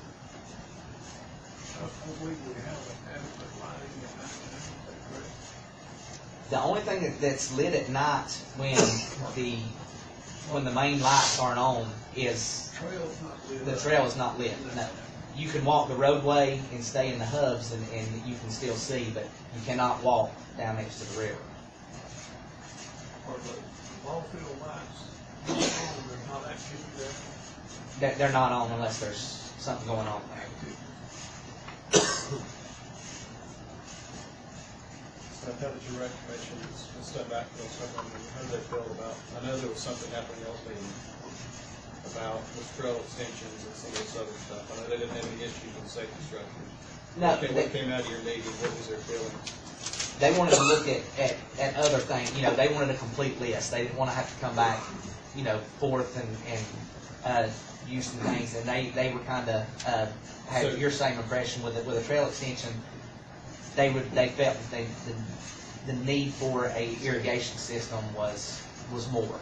They thought that we were kind of looking at the same pot of money, you know. Right, so this list that's coming out here, is it just something that you generated, or what came up on this? Because it obviously didn't come, if the rec committee was looking at irrigation and some other things, that these are things that people have brought to us, and I had met with the chairman and with Derek a couple times on things that people had brought up to us. Hey, this is what's needed out there. These are some things, and I talked to Mr. Bill a couple times too about things that people had mentioned to him. I think that he actually got hit up with a trail extension before I did, but I have quite often since then also. So that's where this list is. Of just things that have been brought to our attention since then. The court surface, the paint job, that's been since it finished. You know, we just didn't have the money. And I really don't have a disagreement with any of this. I don't have a disagreement at all with spending money out there and trying to make this park A+. I don't at all. What I do have an issue with is knowing some stuff that's come out of that recognition that we appointed. And I don't want to circumnavigate their thoughts unless I completely understand where they're going with it. And again, I know just from discussions with them that they didn't have any issues with all the safety structures. No. Some of these other things. And then I guess I would also kind of like to see a complete list of what's there and what else might be. And that was what came out of that, was that they were fine with, and actually on my list, I had shade structures, fence around the pond, top of the dugout fencing, and the court surface paint job. They all said, yes, for sure, go with that. And then the trail extension grading and the paving, I have broken out into two separate things because it's two different companies doing it. That's what I brought to them to see, you know, kind of. So they were okay, they wanted to see the safety structures and the basketball court. Yes. Painting, that's finishing Yes. the project. The jury was out as far as they were concerned on the trail extension and the sidewalk? No, the sidewalk was not Just the trail extension. Yeah. going on record as saying, I think we need to do a trail extension because it's a whole population of people that use that. But if I understand your concern, I'd be willing to take that out and let's put it back and let's discuss it with irrigation and all those other things. If they're in agreement, we can all be in agreement with them sense. Yeah, I don't have an issue at all. First, if we're voting right now, And I'm not feeling trail that. extension if we're voting that, but there's some sense among that group there, for some reason, that they had their finger on an issue back there. I'm not getting you from you what the sense is of why they're having an issue with it. I think that the irrigation was more, I don't know what it is. I think they'd rather have irrigation on those fields than to spend the money on the trail extension. They thought the irrigation was more important than. But they've apparently not talked to the people that are using the place. And Do they walk the trail? Anybody on the recreation been out there walking? not No. that I know of. So they need to go out there and walk and talk to the people using the place. But let me clarify the obvious. All these things, I always need to run through the rec commission and get in the loop. The ultimate decision, what to do with these things, the buck stops here. So we're the ones who decide to put one or all these things back in the discussion. I think we proceed with the safety structures here. And we're, I'm here and get a discussion on the other items, but I think I've identified one area that we can get that money. It's in the budget. It would just be would be a budget amendment rather than an addition to the budget. And I suggest that we do that. That's what, I'm forward in section one. There's something going on there a lot of. Well, I'll make a motion to determine that we approve the money out of the 200,000 of the QZEP that we set aside for the safety structures and field extension for a total of $149,500. To do what now? The safety structures and field extension for a total of $149,500. Sorry, I'm stuck in on that. If we're gonna do this, I'm not sure to see that tonight. If you can't see others, they choose on one of those.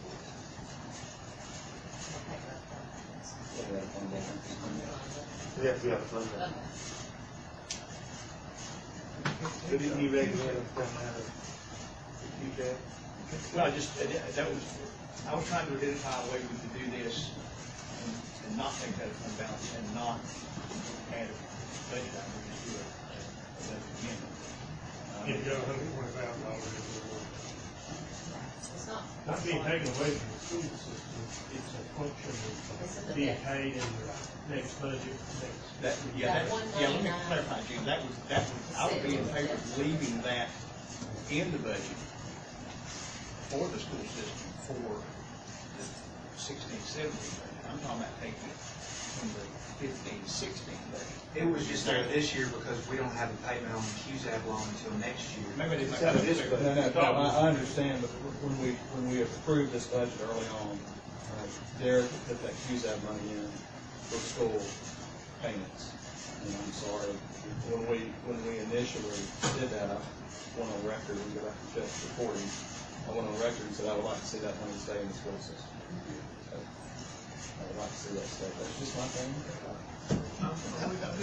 Sorry. No, we're not taking We're not it. taking it money. It's just general fund. It's general fund money. Is it that 200,000?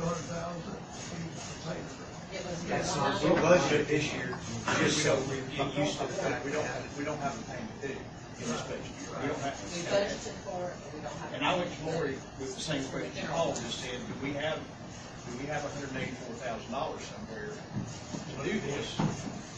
And we discussed that, and that's a budgeted line item that we're not going to spend.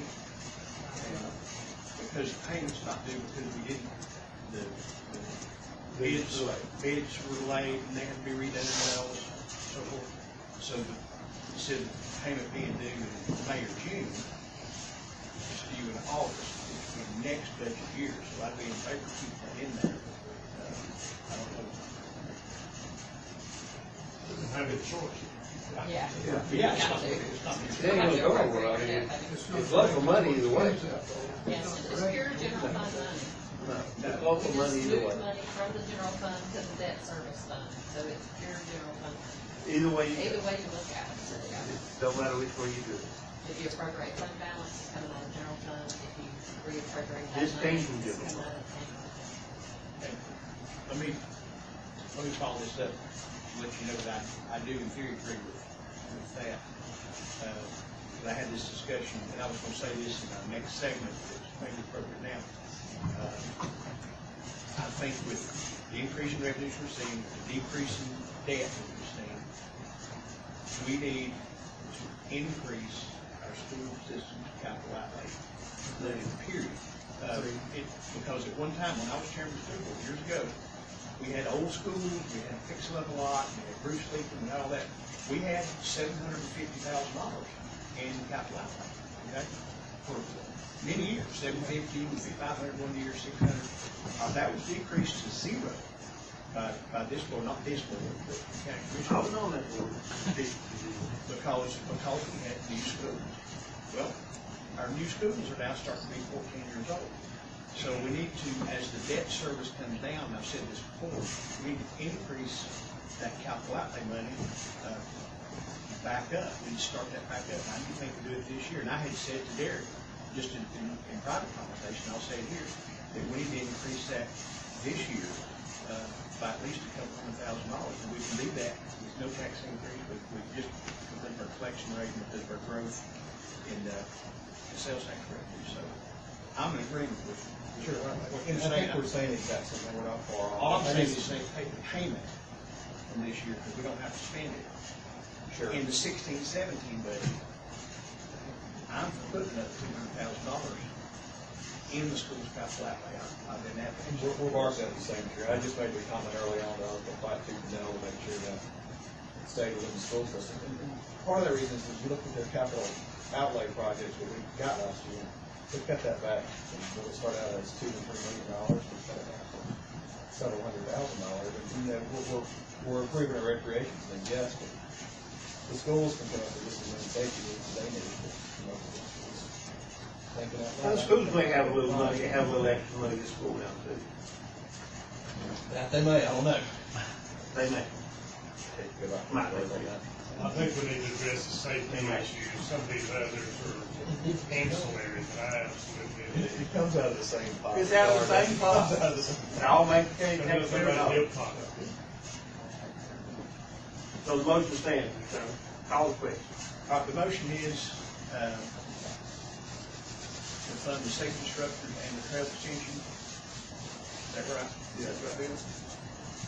From 149.5 to be taken out of the $200,000 that was set aside for debt payment from the 2015-16 budget that was originally taken from the general fund anyway.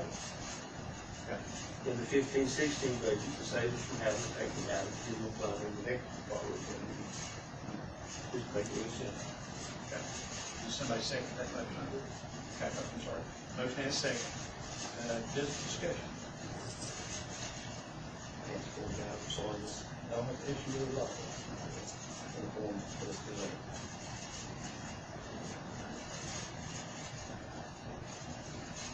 Further discussion? I think we need to, the safety structure is an oversight, all of it's an oversight, but it's been brought to our attention from the liability standpoint about having football was supporting the 120,000. There's other items I think can be adjusted. And immediately, I think we need to address the $120,000. I'm comfortable with that. The others are. And this will do that. And under the motion to trail extension, I think we'll need to do something. If we approve this, we can send that back and have a discussion set with the rec commission, and I'll make sure that I'm there. And we talk about the basketball court finishing. They're not finished unless we do this. And then that sidewalk, to me, we're not finished with the infrastructure when we do that. But maybe that's something, you and I'll take that back to the rec commission, and then we'll bring it back here. I'm in agreement with the safety structure as well. And I really don't have any issue at all. I get in trouble sometimes for putting my foot in my mouth. So I was going to come to use that to the school. I'm not going back up a little bit. discussion? All in favor of the motion as it stands, raise your right hand. Opposed? Motion passes. All right, game plan is, Seth, just let us know, I will get with you. I will get with you and we'll go back to the commission. We'll call another meeting and, discuss timelines and come back to the plan. Okay. That makes sense? Thank you for the lively discussion. As far as everything else. You didn't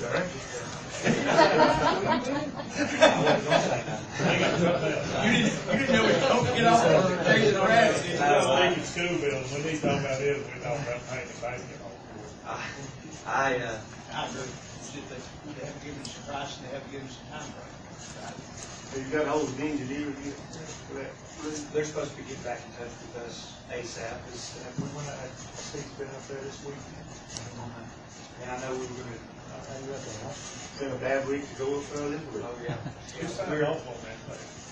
A standing seam roof with screws and flat. Somebody signed off on that? Me and Mr. Long. We wasn't none of us here.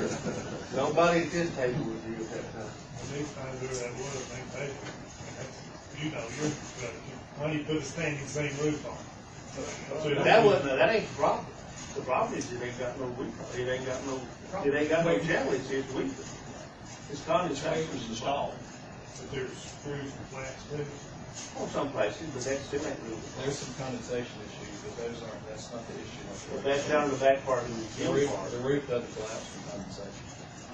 No, there's part of it leaking too, but it's very small, but most of it's condensation, and the big part is We're gonna condensation. say most of the 10, right?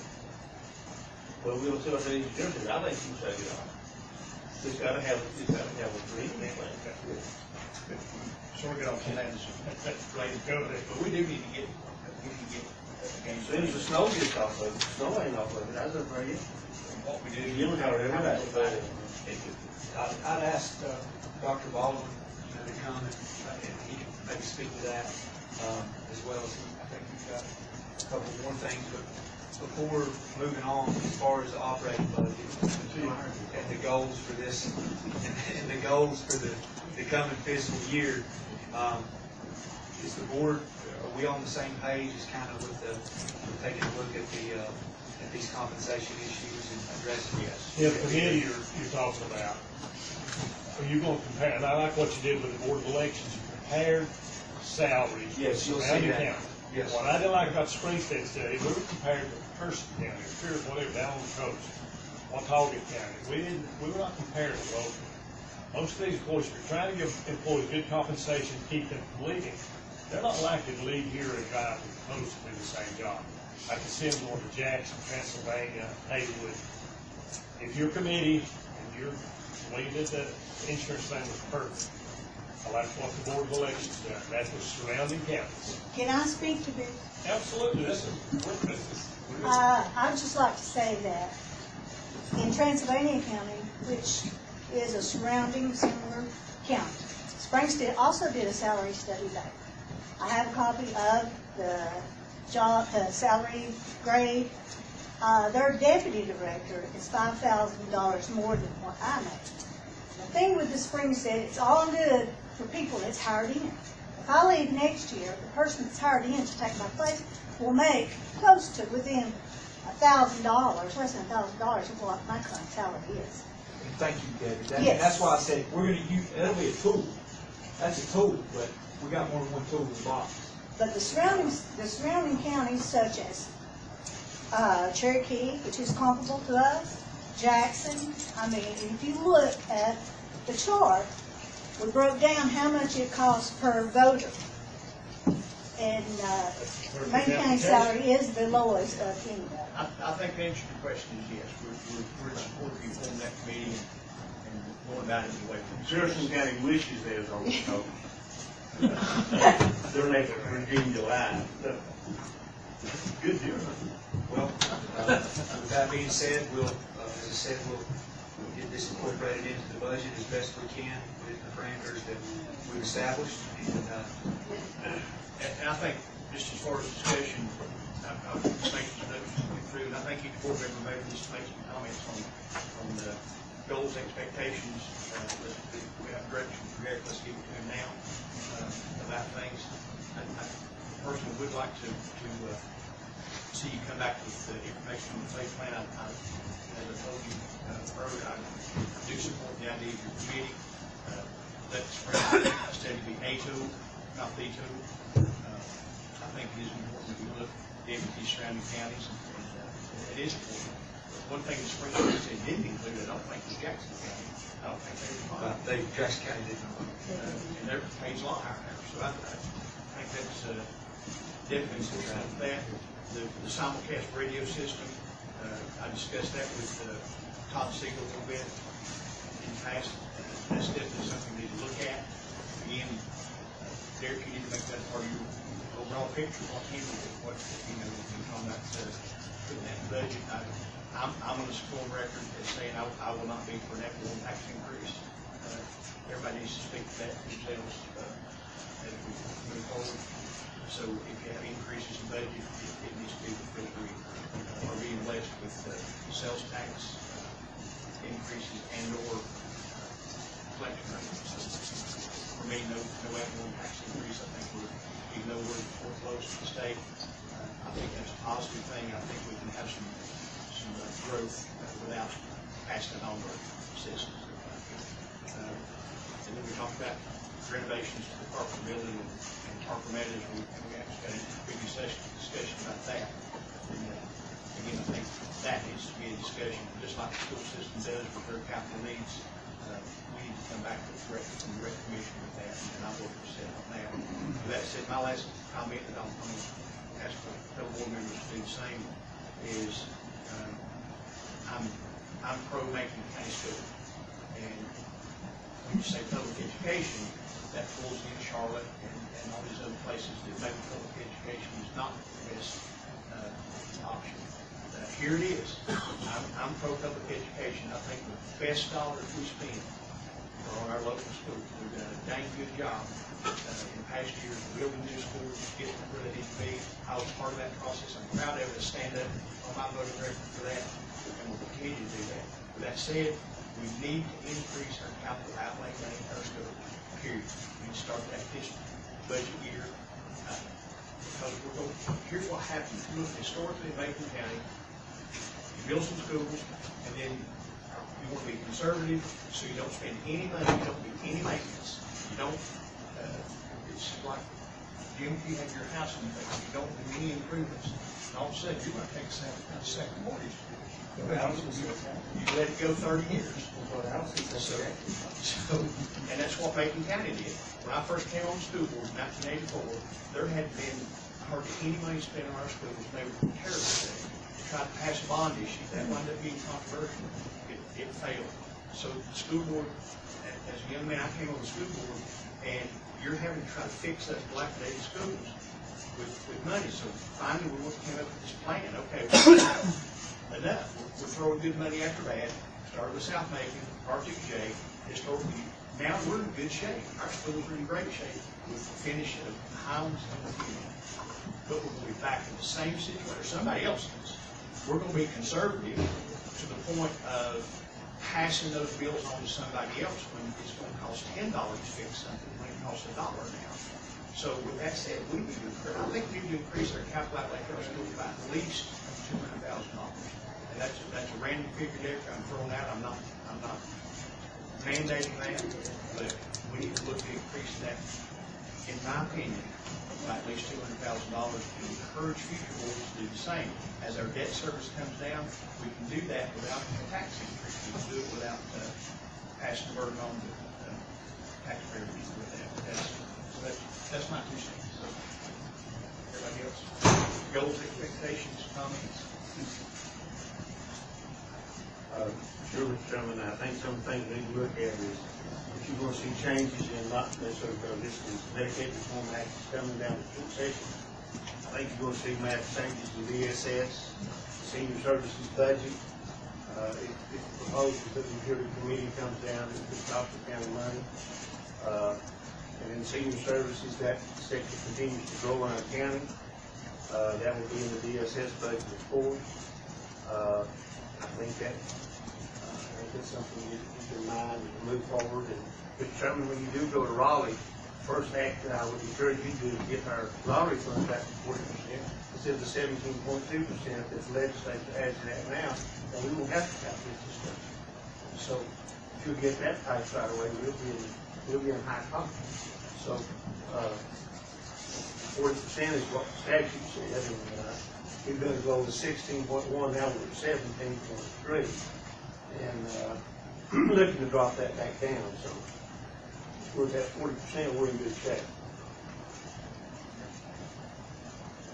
So that's just two of the things, and there's other things that I think that volume of calls due to receive our law enforcement at an all-time high. Jim's going to speak to the EMS, this is an all-time high. Just everybody, don't matter if it's summer or winter anymore, it's just, everything's busy. The reason county government exists, what you gotta remember, we provide services that nobody else provides. So, but those are two of the things that sort of out of our control that I think the manager was certainly well aware of, that we did kept up with, that we need to keep an eye on. It could be made. Bill talking about mental health. I'm sure following. I think he and his department put in a situation where they have to place psychologists and doctors and things like that. Somewhere along the line, that's going to have to be addressed. The additional space, how you manage it. I start to say patients, people that are in mental health situation that you're having to incarcerate in your area. That's really at the state level. It's a flop from the national to the state down. Is that something that the local has to continually be aware of, or what our needs are? It's constantly, they're constantly working on it. We're constantly having meetings about it, and I think the ball is rolling, but it's all about the almighty dollar. And it's a flop, and they know it. The sheriff runs the biggest detox facility by far in our county, but he has no people. And what we're saying, at this time, there's no answer for that. No. I still think that EDC does a good job, Boston West, what they've done for the county. I think they need to keep up here on our internet services. I think Macon County is fortunate to be in 15 to 18% of the people who are not receiving services versus 60% in Region 8. I think that's something we need to, this kind of business is not going to come from you. People are not going to move here if they can't have cell phone service, if they can't have internet service. So those are things we need to keep our ear to. I think the work with the planning board, we have a lot of dead spaces within our cell towers, or maybe, I think that's going to be an issue that's going to come up.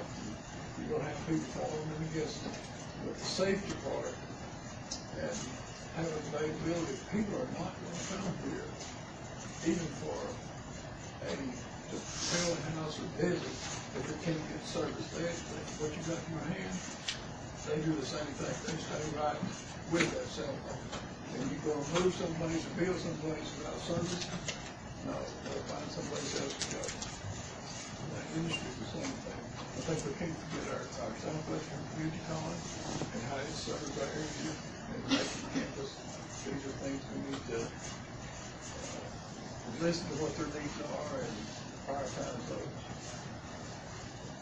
Obviously EMS and things like that, it's very important to us.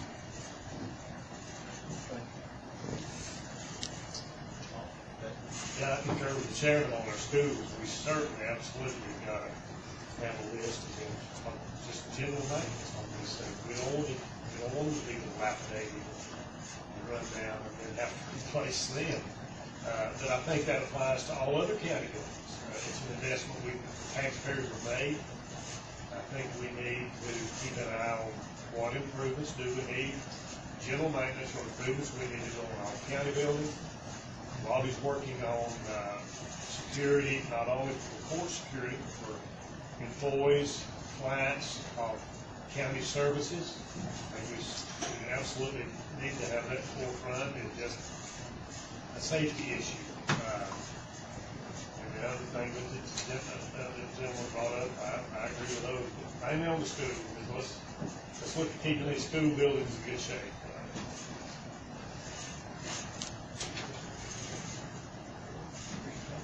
Derek, I think you know, we've had this conversation many times, that when you operate a service organization, similar to mine, is much larger. The number one commodity each county is employees. So, I commend you, you have my full support in continuing pay plan studies, taking care of our employees as they should be. Next, communications are probably one of the most important things in life. Most problems that you'll ever see in your lifetime will be because of either miscommunication or poor communication or lack of communication. That revolves to a lot of things, and especially it's important for our fire departments that are in that service. Our sheriff's department. There's a lot of dead areas in the county. According to the study that we received, our telecommunications 911 is operating at 95% capacity. Right now, we're going to have to start looking at upgrading that so we can handle what the future's coming up. Our call volume has tripled in the last 20 years, and it's going to be nothing except to continue to go up. So I think we're going to have to start looking at that in the future. My third thing is I'm on board with everyone else here, but we've got to start getting our schools a little capital outlay. I took the time this year to go attend some sporting events and tour some of the surrounding county schools, not only in North Carolina, but in South Carolina and Georgia, later this time. We'll up to that and take care of our kids. There's no reason they shouldn't have the same facility and opportunities with some of the surrounding areas. So, the third thing, this is a personal issue, and it's just the way I try to run my life and my business is that we obviously have some significant debt still from the county. It's not tremendous, but it's still a lot of money. We've got a pretty tremendous fund balance right now. We don't need it to spend on other things. We're like obviously using our fund balance to balance our budget, but instead of maybe spending it on a capital project here and there, we're not taking some of that fund balance and paying some higher interest on debt.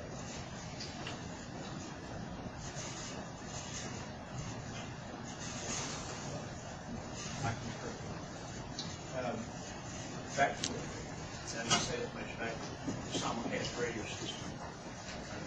And I agree that's important. I'm glad that's down to $2.5 million, $600,000. And how do we look at that, Mr. Mayor? Do we look at that as possible to do over a 2-year period? Yes, I think we do. Okay.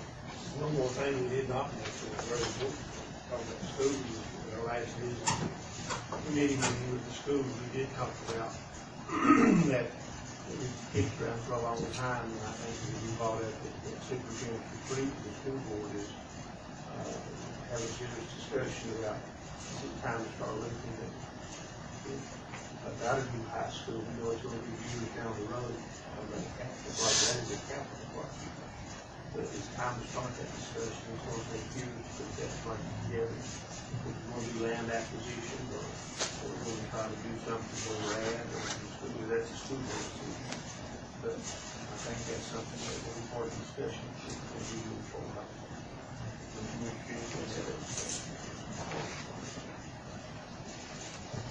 Then we'll come after, I'd like to make a motion to go into closed session to discuss and review.